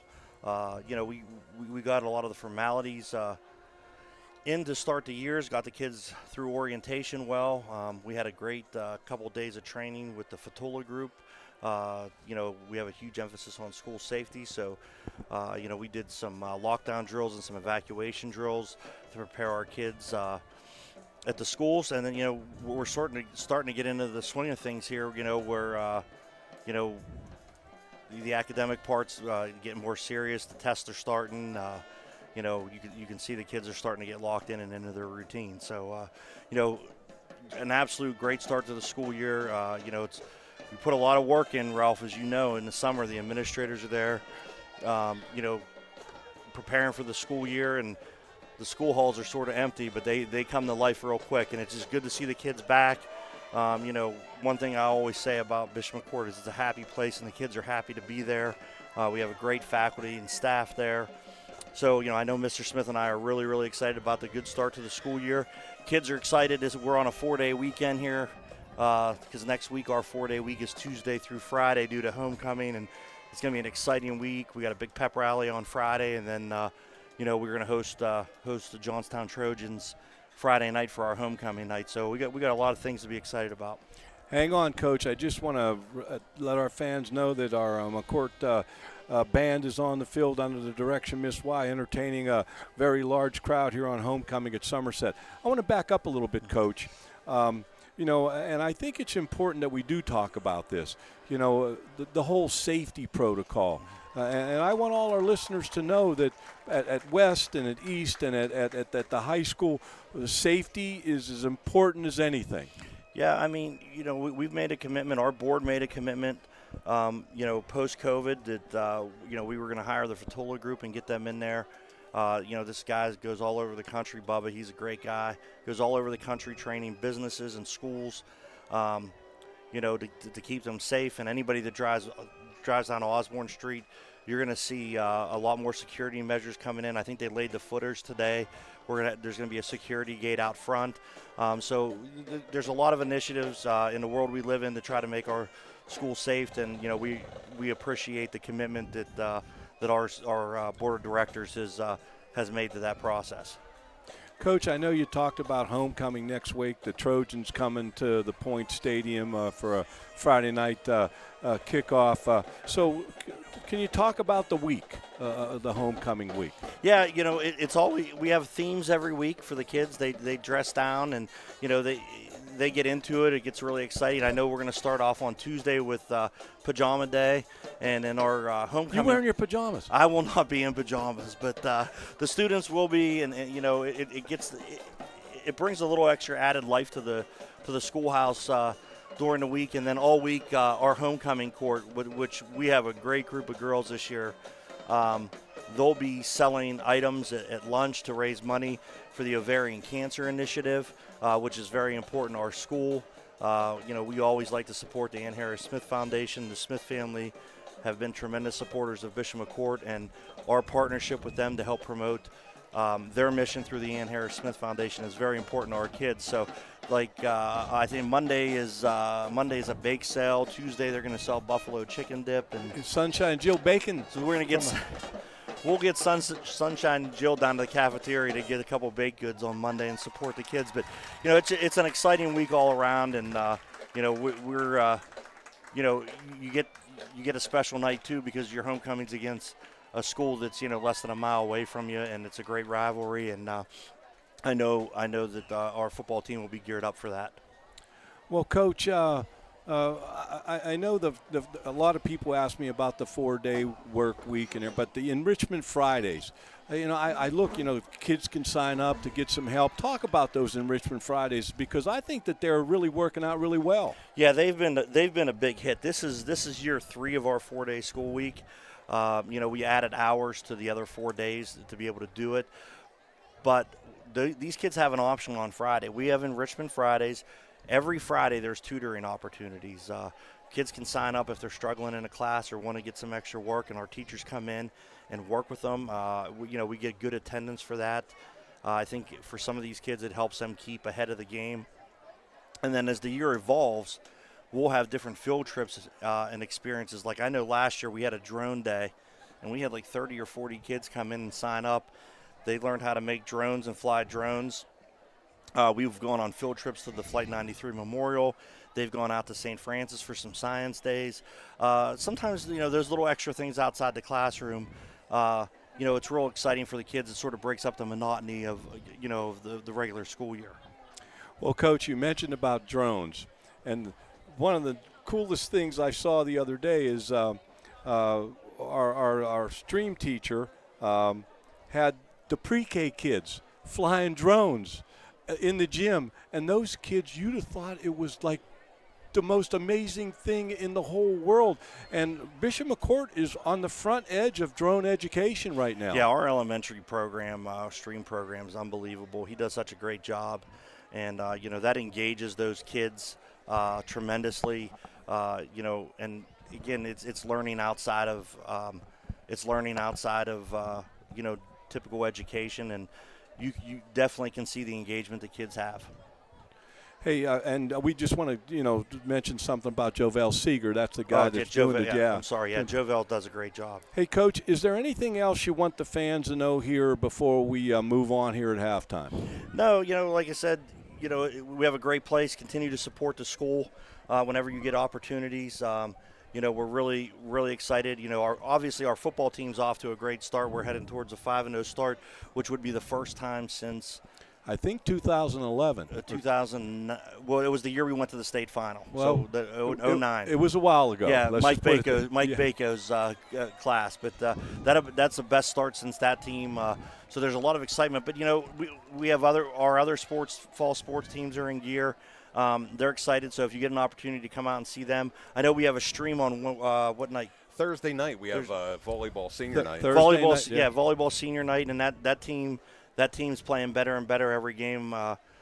Those girls, if you get an opportunity to come out and see them play, you won't be disappointed. They're fun to watch. And for our fans, we'll be streaming from the McCort Gym next Thursday night, volleyball senior night, and then we'll follow that up Friday night when the Trojans come to the Point Stadium for homecoming and ovarian cancer. Hey, Coach, in case somebody who really loves you is listening, you have any shout-outs? No shout-outs tonight, just to the Crusher Nation. Again, we appreciate all of our corporate sponsors and all the people that believe in our school and believe in the mission that we have there, and we ask you to continue doing that. There's great things going on Osborne Street. We have great students that are moving on out of our school. They're going to great universities, and they're making an impact in the world.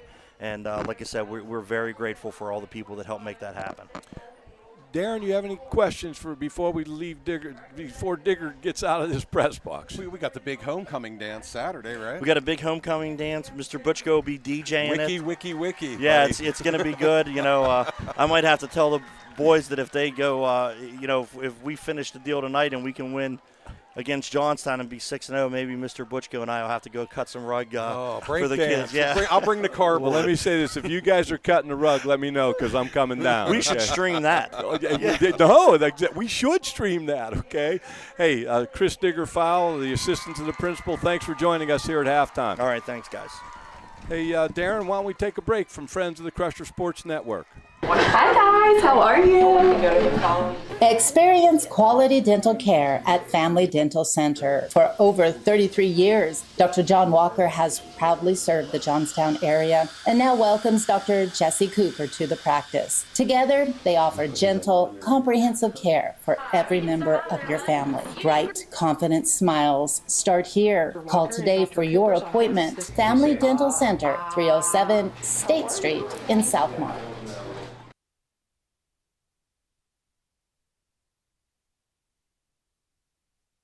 At Allegheny Orthodontic Associates, your smile is our passion and your comfort is our priority.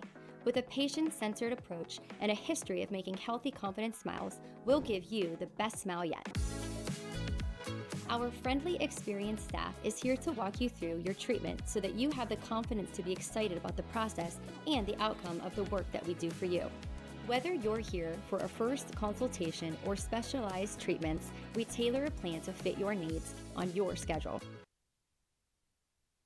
For over a century, Thomas Automotive has been redefining the car buying experience. One person, from start to finish, you'll work with the same person with no transitions or turnovers. Upfront pricing. All of our vehicles are clearly marked with their best upfront price. Commission-free sales team. Our salespeople are not paid on the price you pay. Our team works for you, not a commission. Transparency in everything we do. Buy with confidence, drive with confidence. Thomas Automotive. Here at the 5th Local Ale House and Eatery, we're proud to support Bishop McCort Catholic High School Athletics. From football and basketball to baseball and every sport in between, we're cheering on the Crushers this season and beyond. Stop by the 5th for great food, craft beers, cocktails, and a welcoming atmosphere, perfect for friends and family. From our house to yours, the 5th Local Ale House and Eatery wishes the Bishop McCort Crushers a successful season. Go Crushers!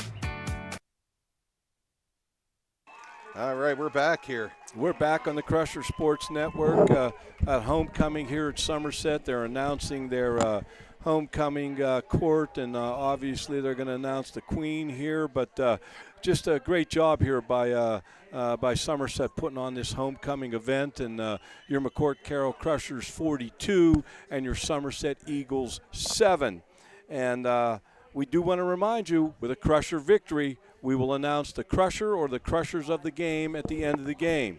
But right now, we want to bring Sunshine Jill back on. Sunshine, how's it going, girl? Oh, it's great. Good night. So are you going to bake then for the... I do bake. I usually even bake at the school. You can ask Mr. Fowl. I bring cookies sometimes into the school. So next week, I guess I'm on task again. I Gotta haven't get gotten started. any cookies, Sunshine, okay? Like, Well, you know. Ralph, you're not there. Well, You're just at the send them different up, school. okay? Send them up in one of them yellow envelopes, okay? I have like 15 yellow. Do not bend, right? Yeah, do not bend. These are special Now, look, cookies. obviously, we're going to go into a running clock, and we'll talk more about that. But what's your thoughts? Like, what about the second half thoughts? I think this could be a great opportunity for our younger kids to be able to get some good varsity time and get some experience out there. So let's hope they can get in there and show their stuff too. Cool, and we do want to remind our fans that it's LHAC rule. It's a 20-minute halftime. A lot of schools do a lot of things, homecoming, and we're going to have ovarian cancer night. So the league actually went to this 20 minutes, which I thought was a good idea. Darren, your thoughts about the second half? My thoughts are they just need to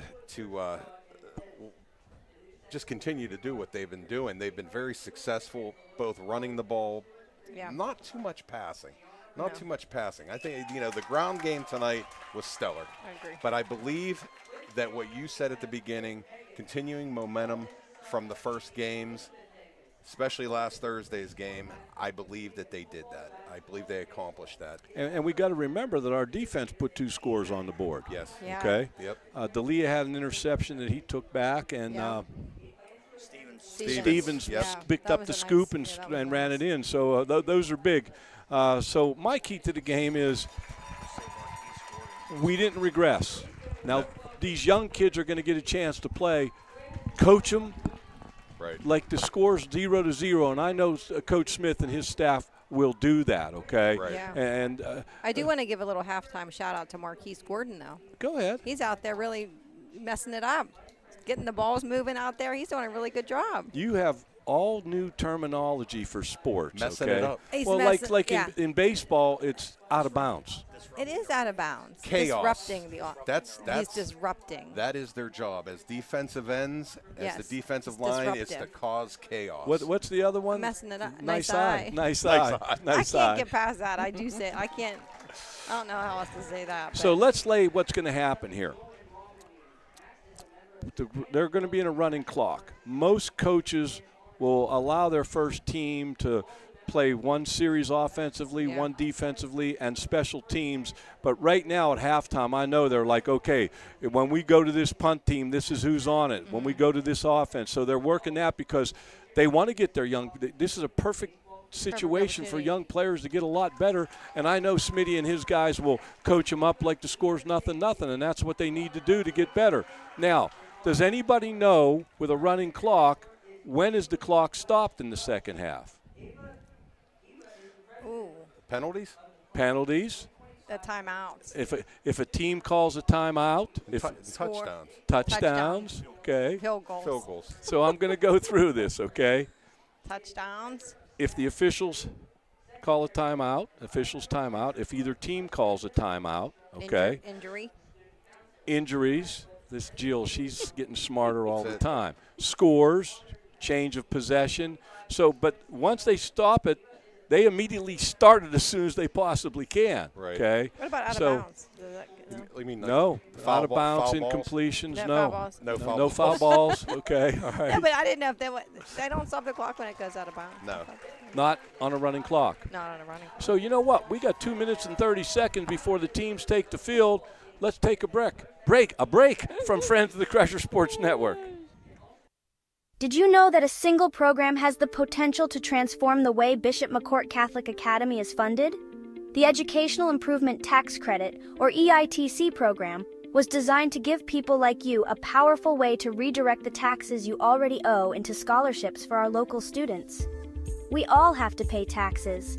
Let us help you turn yours into something extraordinary. It's simple, it's easy, and it's impactful. Sign up today to turn your tax dollars into scholarships by visiting Redefine's website at www.redefiningeducation.org. Defend your ride with Riemann Auto's All-Star Service. From state inspections, tires, brakes, and routine maintenance, Riemann Auto is your one-stop shop for all your automotive needs. Riemann's highly trained mechanics will have you on the road and running safely. Score a winning drive with the top-notch maintenance and repair service. Riemann Auto wishes the Crushers all the best for a successful season.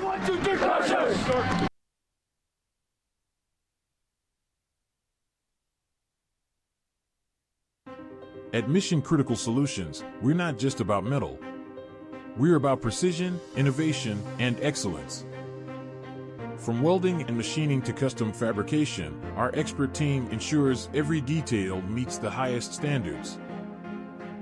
What truly sets us apart are our specialty services, expert project management, streamlined supply chain solutions, and rigorous quality engineering. Mission Critical Solutions, where exceptional metalwork meets unparalleled expertise. Transform your vision into reality. Contact us today.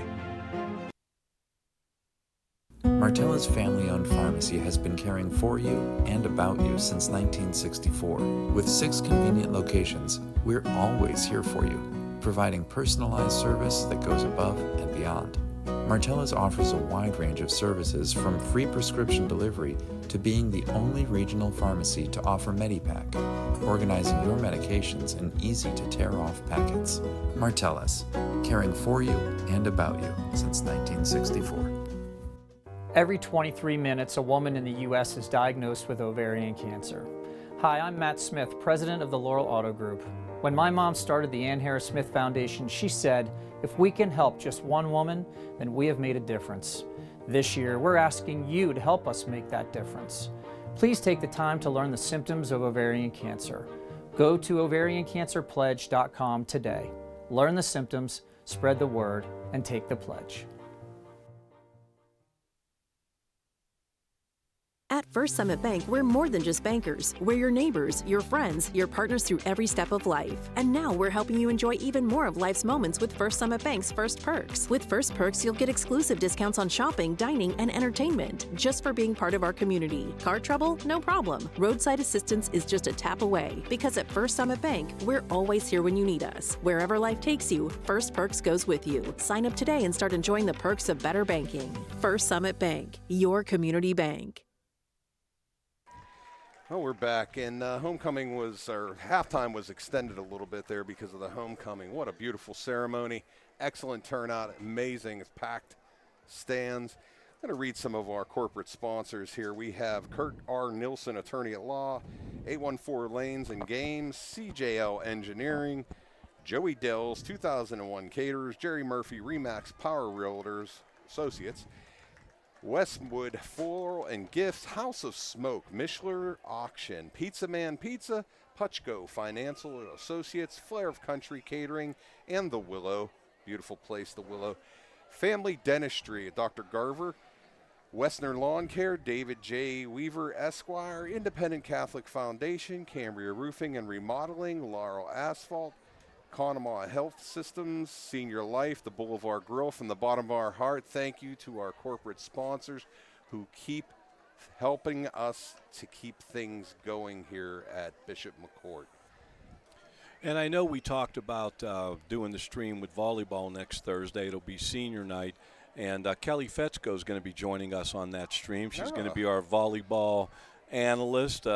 I know some of volleyball, but she knows a whole lot more. So she has helped us in the past, and we'll be actually doing the volleyball game from the skybox. Nice, nice. So that should be fun. And how about this one? How about the 4Bs, a campus ministry team, belonging, becoming, believing, and beyonding. Mrs. Rivetti, Father Crookston, Chris Schumacher, Dylan Dorian, Morgan Casto, Tim Hornick, Mike Bako, the entire school and administration, building Catholic faith each and every day through campus ministry, belonging, becoming, believing, and beyonding.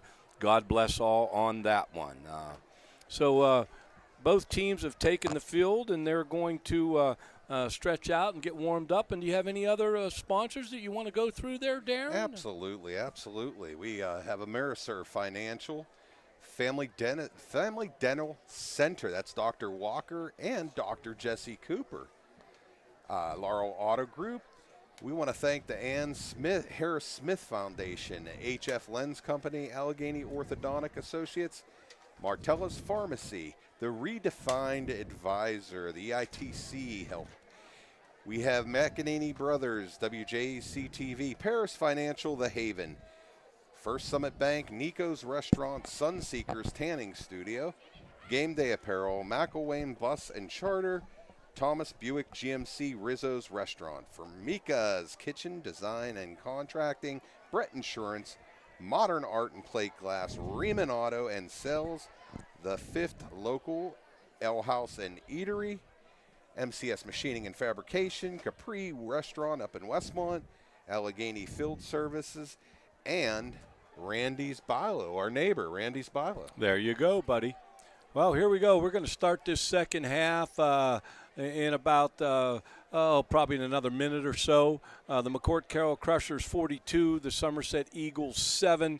There will be a running clock to start the second half, and it doesn't stop for everything. We will go through that again, but if either team calls a timeout or the officials call a timeout, if there's an injury timeout, if somebody scores, change of possession, that would be the only time the clock would be stopped. But once they stop it, they get it going pretty quickly.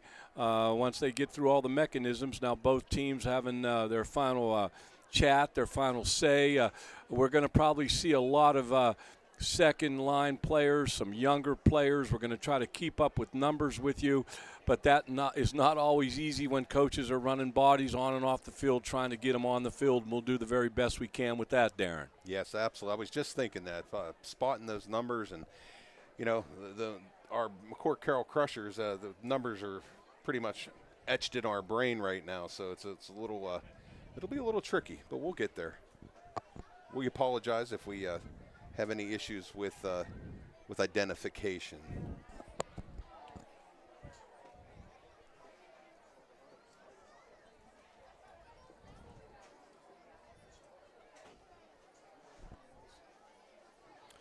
And we do have a score that would interest many people.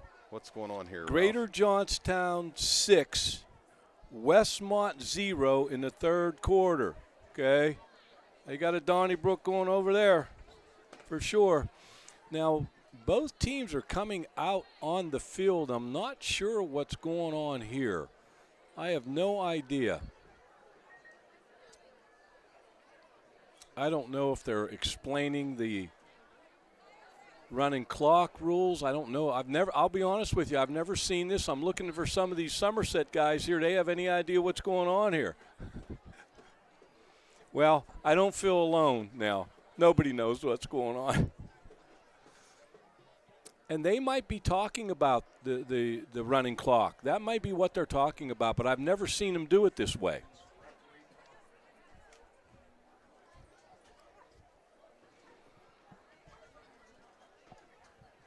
That's the only thing I can think of. That's a big game down there for Johnstown. That's 6-0, holding on to that against Westmont, little city rivalry.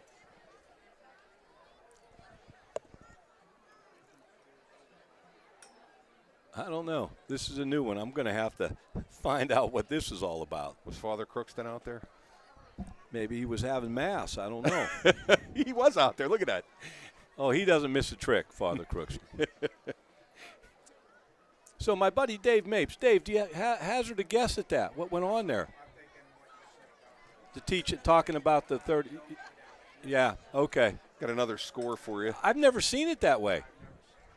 Go ahead, my friend. Another score. We have Chestnut Ridge 14-0 so far at the half over Bedford. Well, there you go. That's a big county rivalry over there in Bedford County. Oh, yeah. Well, so here we go.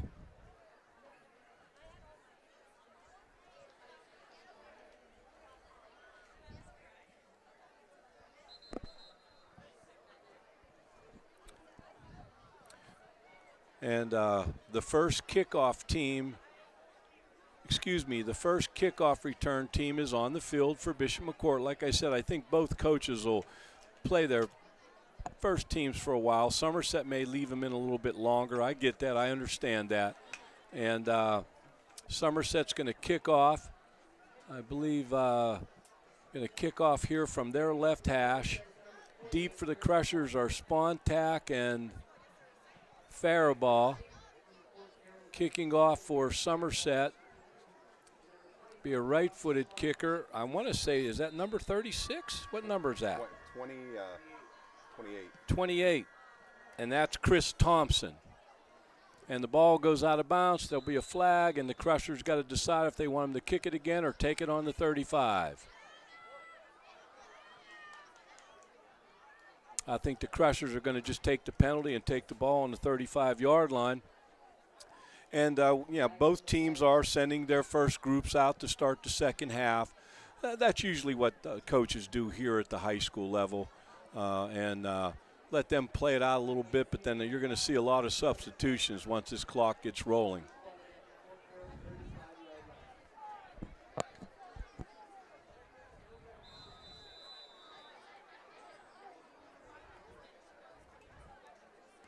Oh, a lot of discussions going on here. Holy cow. Clock is running.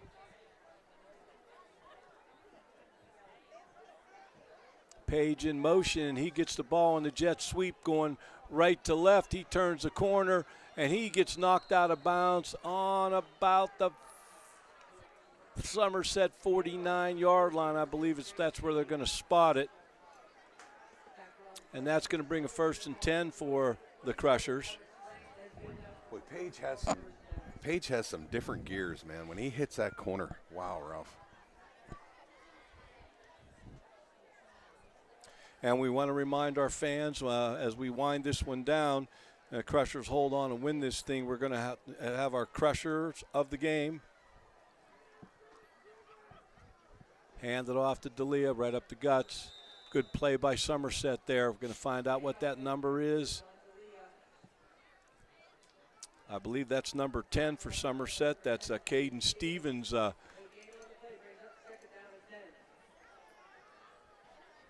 From his defensive back position. 2nd and 10 for the Crushers. Bainey at quarterback. Going to throw the football, throws a little quick out here to Dressick, number 5. Dressick turns it up the field. Dressick gets it down to the Somerset 38-yard line.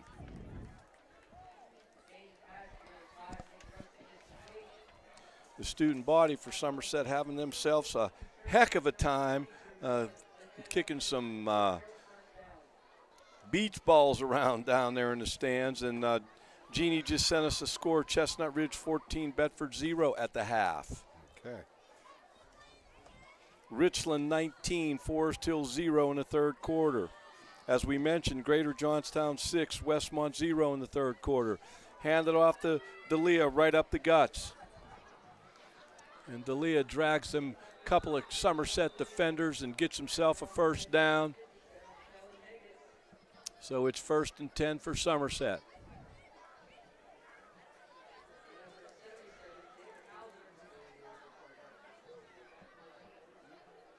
First and 10 for the Crushers on the Somerset 26-yard line.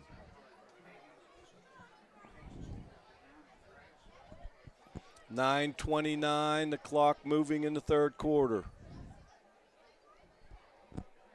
Bainey sends Page in motion, gives it to him, going right to left on the jet sweep. Page gets knocked out of bounds on the 22-yard line. And keep in mind, the ball went out of bounds, but that is not something that will stop the running clock.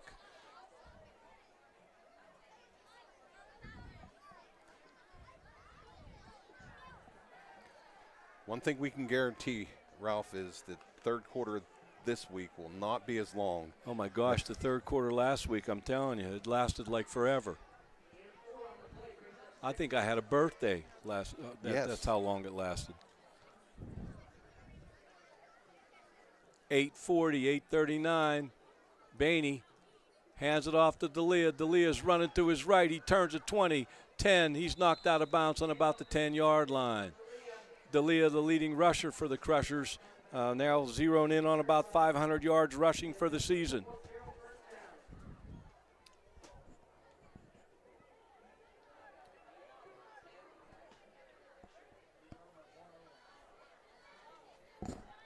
First and 10. Actually, it should be it's first and goal. The Crushers on the Somerset 9-yard line. Bainey in an empty set in the gun. He sends number 13 for the Crushers in motion. That's Cole Wyant. Cole Wyant gets to run that football, but he's going for a couple-yard loss, maybe about 3 or 4 yard loss. It's going to bring up second and goal. Actually, they're spotting it on the 15-yard line, so it's going to be second and goal from the 15-yard line for the Crushers.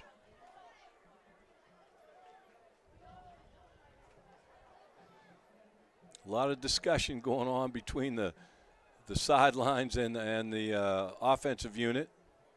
Coach Price getting that play in there.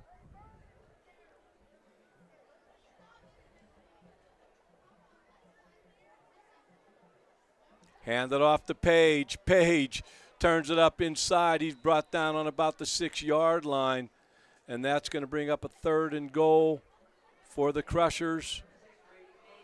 Sitting on the Somerset 6-yard line.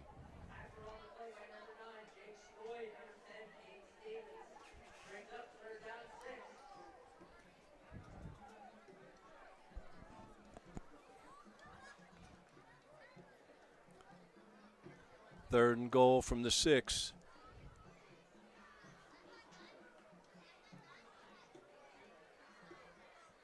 Handed off to Wine again. He's turning it up. Wine turns it up. Oh, he can't get it in, and he's tackled on about the 2 or 3 yard line, and it's going to bring up 4th and goal for the Crushers.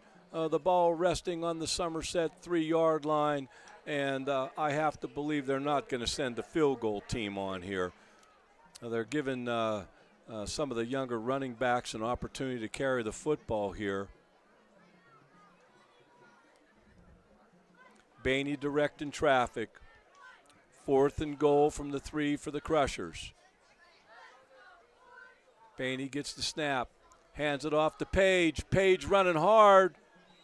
And they signal touchdown, and it is now Crushers 48, Eagles 7, and now the clock would be stopped with the score as the Crushers bring the extra point team on. 5 minutes and 49 seconds left in the third quarter. Connor having himself another great night kicking the football. Right now he's 19 for 20. Well, he's 6 for 6 on the night.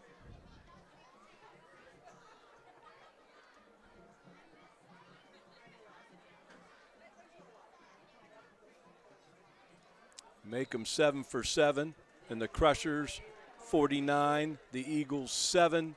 5 minutes and 49 seconds left in the third quarter, and the clock is stopped with the score and now the change of possession. And it looks to me like Coach Santoro and his guys are trying to put together another kickoff team. They're pulling some of the older kids off the kickoff team, and I figured that's how this would shake out.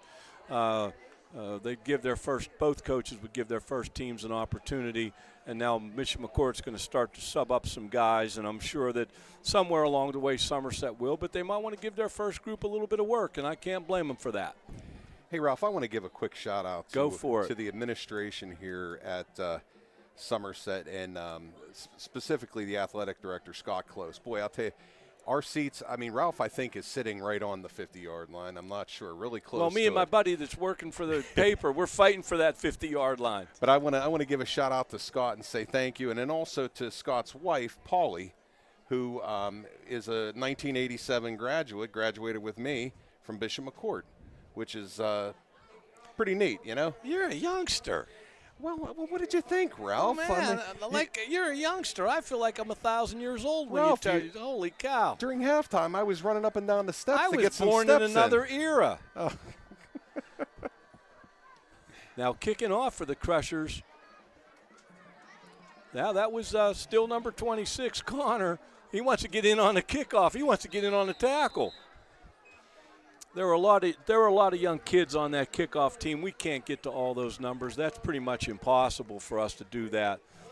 And now you'll start looking at the Crusher defense. You see a lot. You're starting to see some fresh numbers out there. You've got number 17, Jackson Varga, at one of the corner positions. You got number 4, Braylon Wiley, at the other corner position. You've got some all new defensive linemen in. Number 20 for Somerset, right up the guts. That's Drew Miller.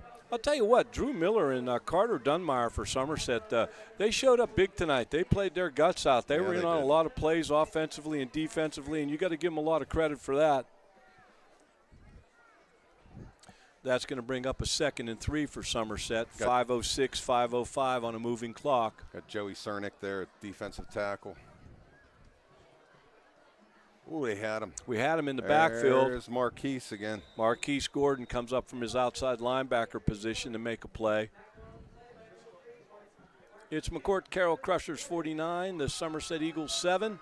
4:45, the clock moving, and we are in a running clock. The Crushers up by 35 to start the half, and the half started with a running clock.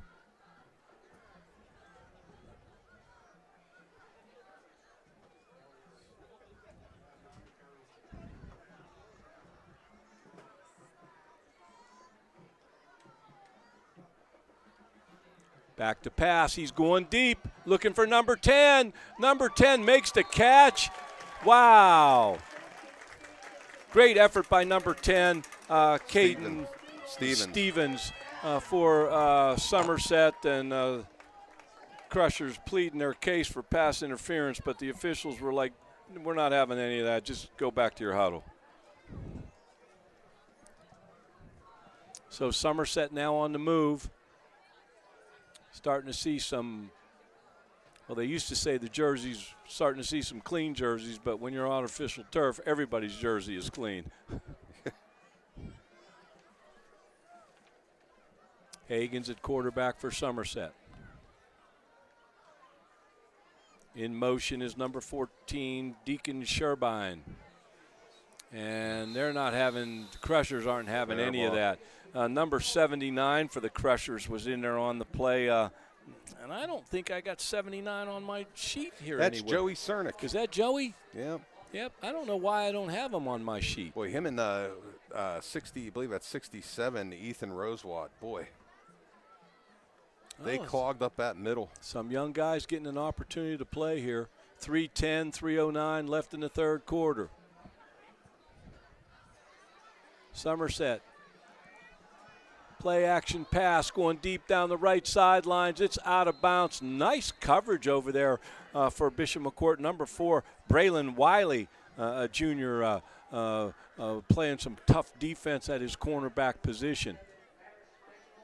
And that's going to bring down a 3rd and 13 for Somerset.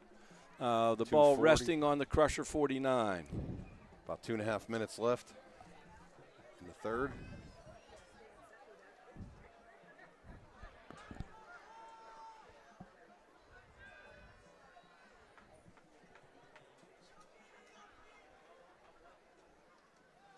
Oh. Somerset back to pass. We're after him. Who is it? Number 3, Marquise Gordon on the sack. And now we got a Somerset player down, but he's looking okay. Just got shaken up a little bit, but he's okay. Somerset's going to bring their punt team on, and the Crushers obviously are going to send Dressick and Page in a 2-deep situation to return this punt. The clock running, 150, 149, 148 here left in the third quarter.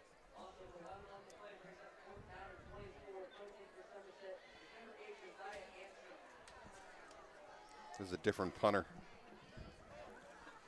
You got a number there, buddy? Number 1, Josiah Anthony. So Somerset has started to sub some of their young kids in as well. There's the snap. There's the punt.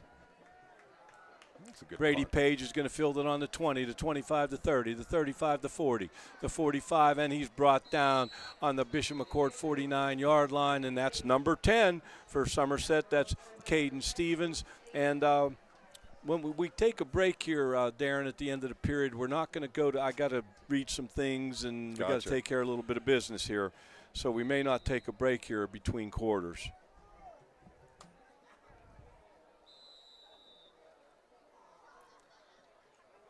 Timeout for the Crushers, maybe get themselves organized here with the other guys coming in. Well, I got a Tom Dieter sent me a text message. Tom, Crushers are doing it tonight. He said, stick up for us old guys. Yeah, I hear you, buddy. I'm with you. I'm with all these youngsters up here, okay?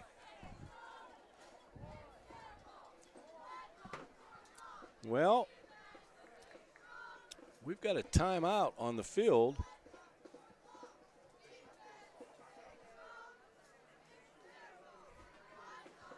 Well, Bishop McCort's going to take over on the 50-yard line, and it sure looks like McCort's got a whole new unit in.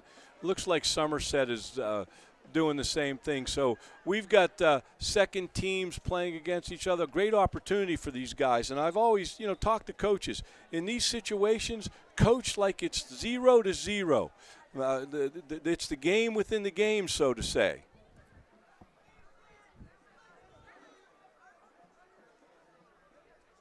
Mason Dugan. Vargas in at quarterback. He hands it off to number 15. 15 is Dominic Chippy, and I believe there's a fumble. And Somerset's going to take over. They recover the fumble.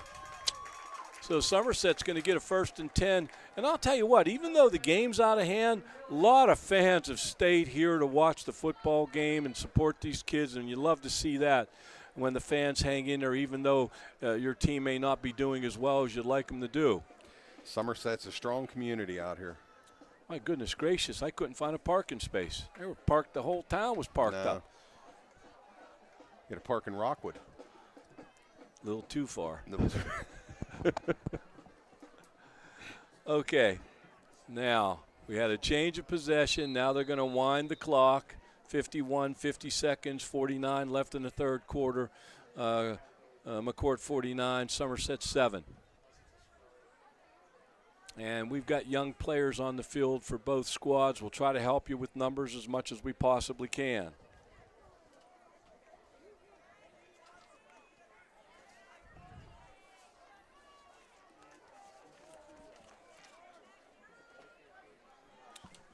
First and 10 for Somerset on the McCort 49. Number 26 in at quarterback, running to his right. That's Harper Zelenek for Somerset. Number 51, Liam Stotler on the tackle for the Crushers. And I believe that's going to take us to the end of the third quarter with Bishop McCort 49, Somerset 7, and we've got a running clock here. And I want to talk a little bit about what's happening this weekend and through Monday with fall sports. Tomorrow, Saturday, 9:20, our varsity volleyball team will be at the Bellwood Annis tournament that's going to start at 8:20 a.m. tomorrow morning. And if you start looking at Monday, September 22nd, we've got junior high volleyball. The 4 p.m. game is the A game. The 5 p.m. game is the B game at Westmont Hilltop. Varsity volleyball, 6 p.m. is the JV game, 7 p.m. the varsity game at Westmont Hilltop. This is all on Monday, September 22nd. JV football, 4 p.m. versus Somerset at the Point Stadium. I'm not sure if that one got changed or not. No, I was thinking junior high. My fault. There is JV football, 4 p.m. versus Somerset at the Point Stadium on Monday. We've got varsity boys soccer co-op, 5 p.m. versus United at Bishop Carroll Catholic High School. And so there you have what's happening this weekend through Monday. Somerset hands the ball off, and it gets down to the 40-yard line. That's Clean Taylor and that Liam Statler on the tackle.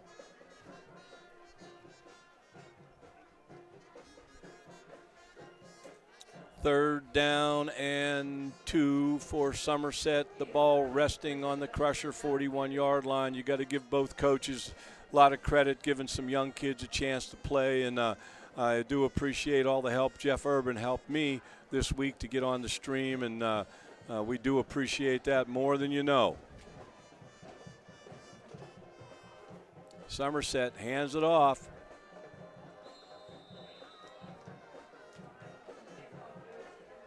Number 15 on the tackle for the Crushers. That looks like Dominic Chippy in there, number 15.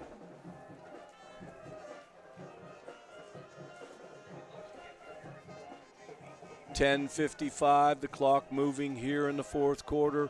We've got a running clock with the McCort Carroll Crushers 49 and the Somerset Eagles 7.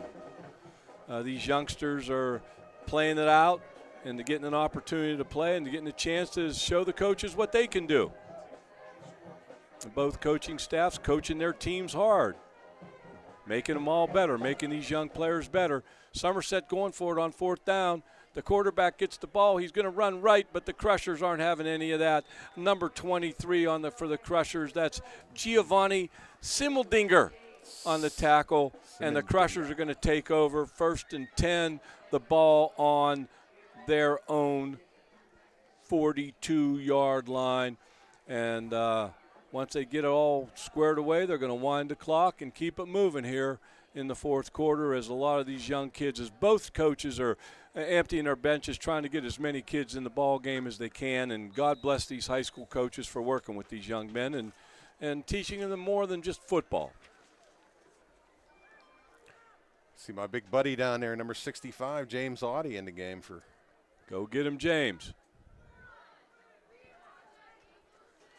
We have number 17 at quarterback, Jackson Varga. Behind him, we have number 3, Marquise Gordon at the running back position. There's the snap.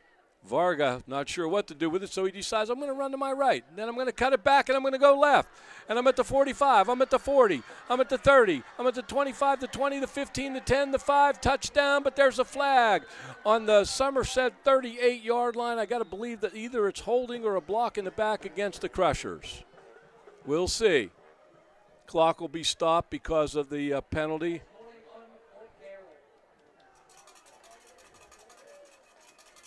Varga took off and did a great job, but not for naught, as they say.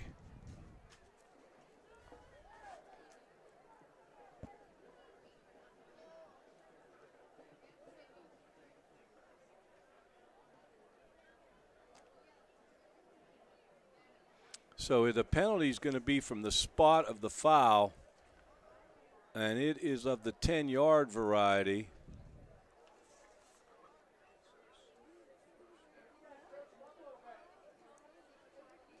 We're waiting for the official's call here.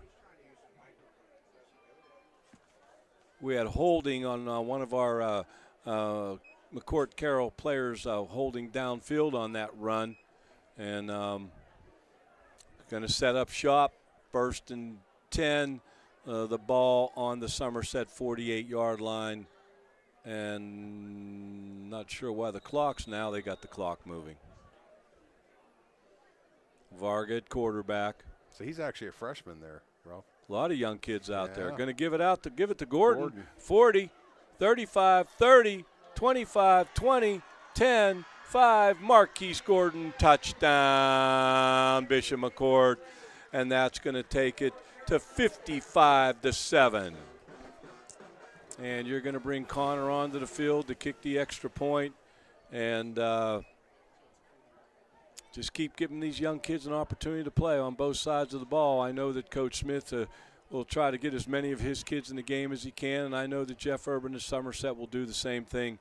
At this point, let these young guys play. Don't worry so much about the scoreboard.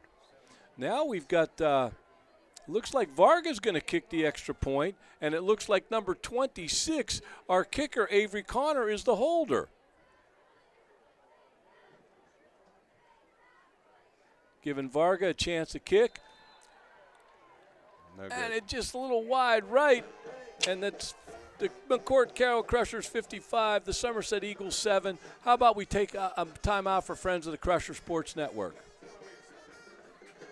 For me, being a part of the 6 News team, it's a privilege. It's a responsibility not only to our viewers, but to those who came before us.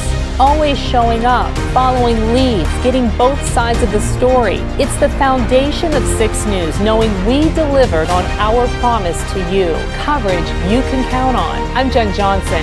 Thanks for choosing 6 News, and thank you for celebrating 75 years of WJAC TV with us. And we're back here on the Crusher Sports Network with 9:25 left in the fourth quarter on a running clock. You got your McCort Carroll Crushers 55, the Somerset Eagles 7. And the youngster, number 17, Jackson Varga, is going to kick off for the Crushers, as they've got a lot of fresh numbers out on that kickoff team, and Somerset doing the same thing. So Varga's going to tee it up, right-footed kicker. While I'm thinking about it, I want to give a shout-out to my wife, Maria, and my entire family. God bless all of you, and I love you very much. Varga's going to, boom, he kicks it off. Oh, line nice shot, man. kick. He put it down there. It's going to roll goodness. into the end zone. It'll be blown dead, and the ball will be brought out to the 20-yard line. Wow, Varga, he knocked it down. Or I wasn't sure if he had that kind of leg, but he showed a lot of leg strength on that one. He kicked that to Boswell. Jeez. I'm not sure what direction is, but maybe you might be going to turkey foot for all I know.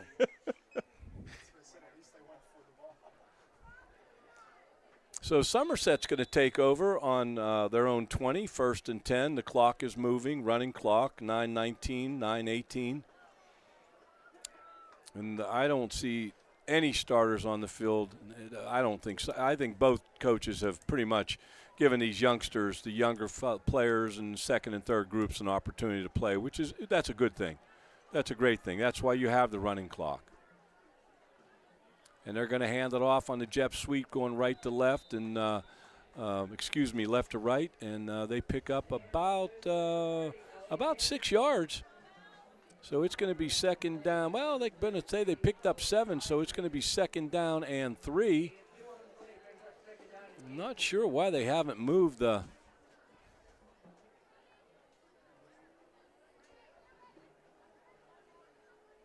McCourt's in a 5 front there with Mitchell Paul at the nose tackle. You got Ryan Goodrich, 58, at a tackle. Can't see that other number. Well, my wife sent me a text back. She loves me too. Oh, how lucky can a guy get? My wife didn't text me, Ralph. You gotta say nice things about her first.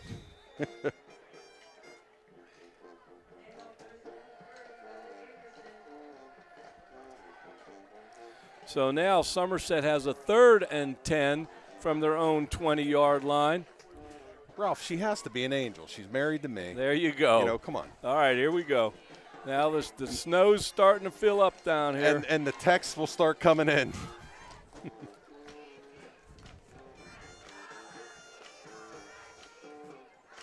Somerset throwing the football, a little slant inside.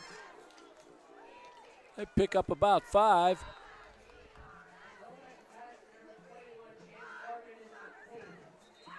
Now the officials are calling it, I believe they're calling it incomplete, but we've got a Somerset player down, so the clock's going to stop because of the officials' timeout with the injury. And like we always say, we do not speculate on injuries. We ask you to say a prayer that the young fella is doing okay and he's going to be all right.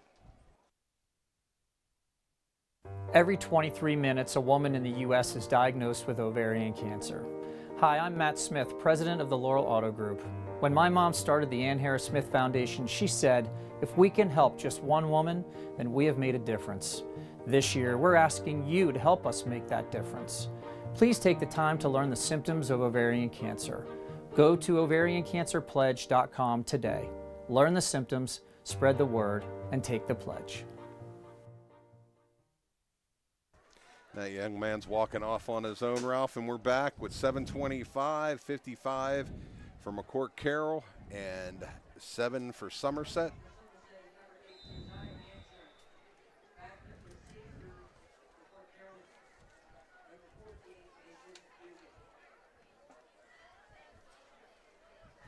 There's the punt taken by number 22 for the Crushers.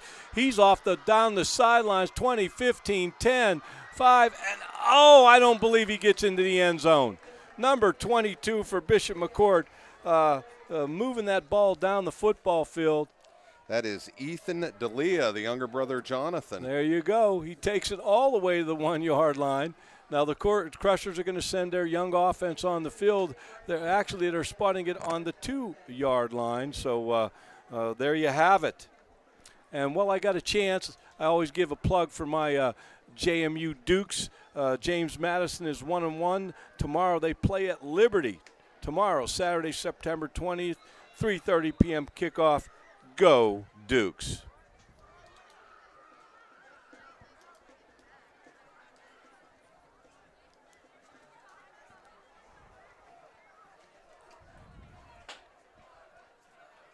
So now the Crushers are getting as many fresh faces on the field as they possibly can.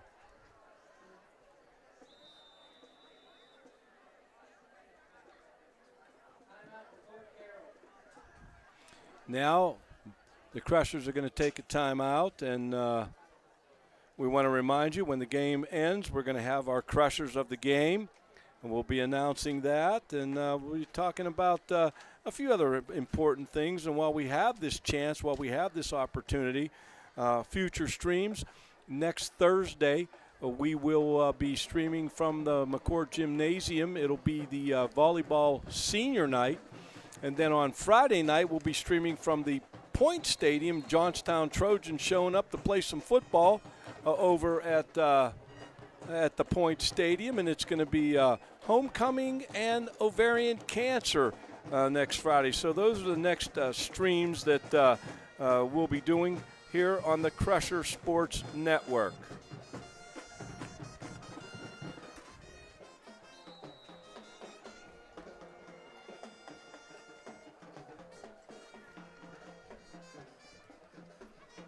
Crushers on the 2-yard line. They're going to snap the football, and they're not going to score. They're going to let it run. I got to give Coach Smith, he didn't want to get into the 60s. I got to give him credit for that. It's, and when you're on the other end of that, that's tough to watch, but at the same time, you can respect him for not trying to get the feeling that he's running up the score. They're going to let this thing just keep running and take a knee and turn it over to Somerset.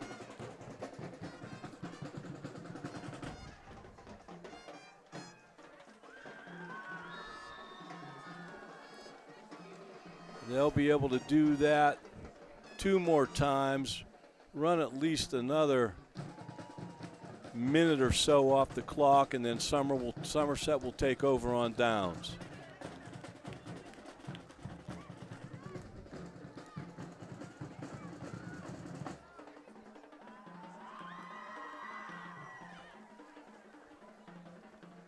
Coach Smith barking something out there to his team, and now I'm not sure. He might choose to take a penalty here.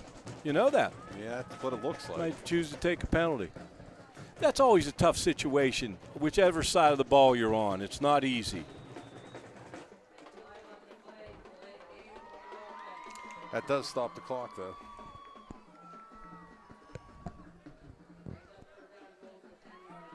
They'll get it rolling again, though. Yes. Yeah, they're going to start rolling it right now. They can run another 36, 35 seconds off the clock yet if you look at the play clock. Yes. And they're going to probably do that they're going to do it for 2 more downs, then Somerset will get the ball back.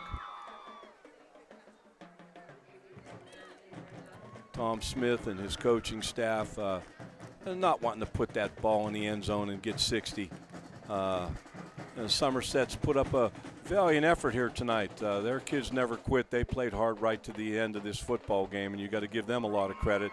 They were coming off of 2 wins in a row, and we wish Somerset the best of luck as they move forward with the rest of the season. And we thank Scott and Jeff for helping us out with the stream here this evening.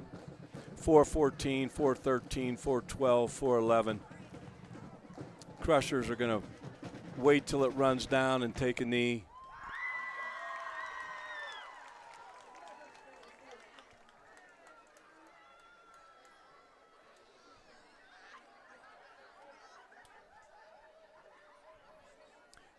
A lot of fans, think about this.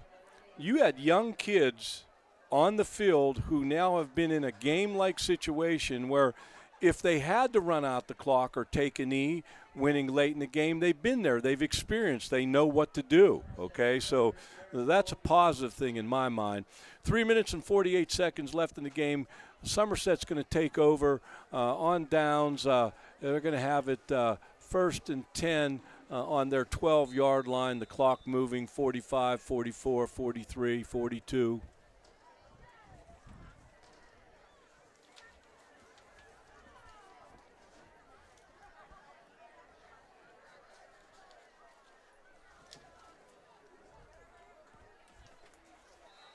Somerset running the football to their right. I don't think there's any gain there. It's going to bring up 2nd and 2nd and 10, the ball on the Somerset 12-yard line. McCort 55, Somerset 7. Bishop McCort will go to 5-0, and Somerset will drop to 2-3. And the Crushers taking on Johnstown next Friday at the Point. Big city rivalry game. Somerset players talking it over. Going to hand it off right up the middle. And our buddy Bill Ingram checking in with us. He says, great job tonight. Crushers looking good. Kathy and I enjoying the broadcast at home tonight. You're very close to where we did Alpha last night. All the best. God bless you, Billy Ingram, and go Crushers. And hello, Kathy.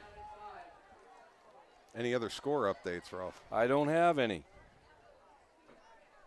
You don't think Jeannie fell asleep, did you? Yeah, she might have. Who knows?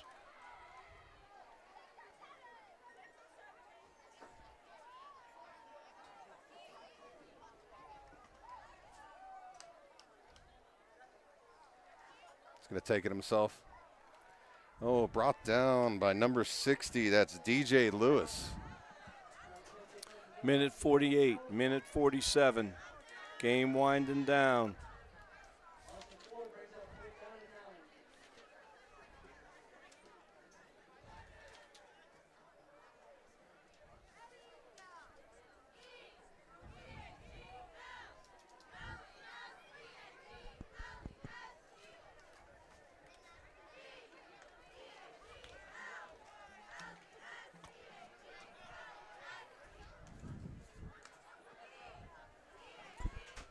Somerset, it's 4th and 9 from their 12-yard line. Going to throw a little slant off the receiver's hands. It's incomplete, but the clock will continue to run. Bishop McCort's going to probably have to run an offensive unit on the field and at least take one more knee to end this football game. And my good friend Dave Mapes is sitting here. He keeps stats for Somerset, and it was great seeing you, Dave. God bless you. We're good friends from way back, and I appreciate our friendship, my good buddy. Uh-oh, they got the bleachers going now, man. Look out. Cheer hard to the end. That's it. No lack of spirit here, buddy. Tell you what, heck of a crowd here tonight. You got to give the Somerset people. They came out to see their team play. I believe that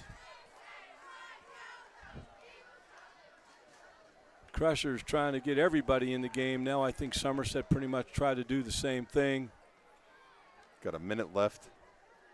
Clock is running. The Crushers will let this play clock run down and then take a knee, and then I'm not sure if they're going to have to take a – I don't know if they have to snap it again or not. Yeah, might have to snap it. Might have to snap it one more time. We'll see.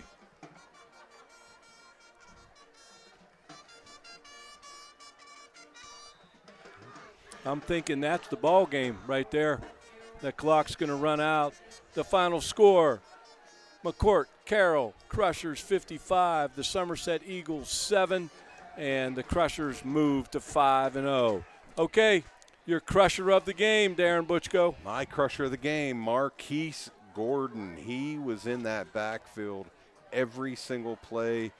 He caused that fumble. Just amazing, incredible speed, strength. He's my crusher of the game. Well, my crusher of the game is Brady Page. Brady Page just makes plays. You know, when we need a play, he makes a play. He had about 3 or 4 big plays in this game, and that's my crusher of the game.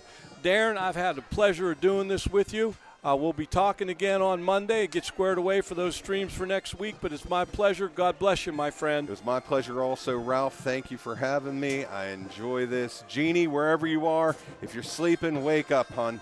Come on. And here's your sportsmanship prayer. Strong and faithful God, the giver of the fullness of life, as we come together for this contest, we ask you to bless these athletes, coaches, officials, all gathered here. Keep these young people safe from injury and harm, instill in them respect for each other, and reward them for their perseverance. And with that being said, Darren, I got to find the how do you see yourself? How do you see yourself? You've got to start seeing you the way God sees you. You are fearfully and wonderfully made. You are more than a conqueror. You are created to have dominion, and you are blessed. Please understand all the positivity going on in your life and stop allowing any negativity to enter your mind. God bless. Go Crushers. The final here. McCort Carroll Crushers 55, Somerset Eagles 7. God bless everybody.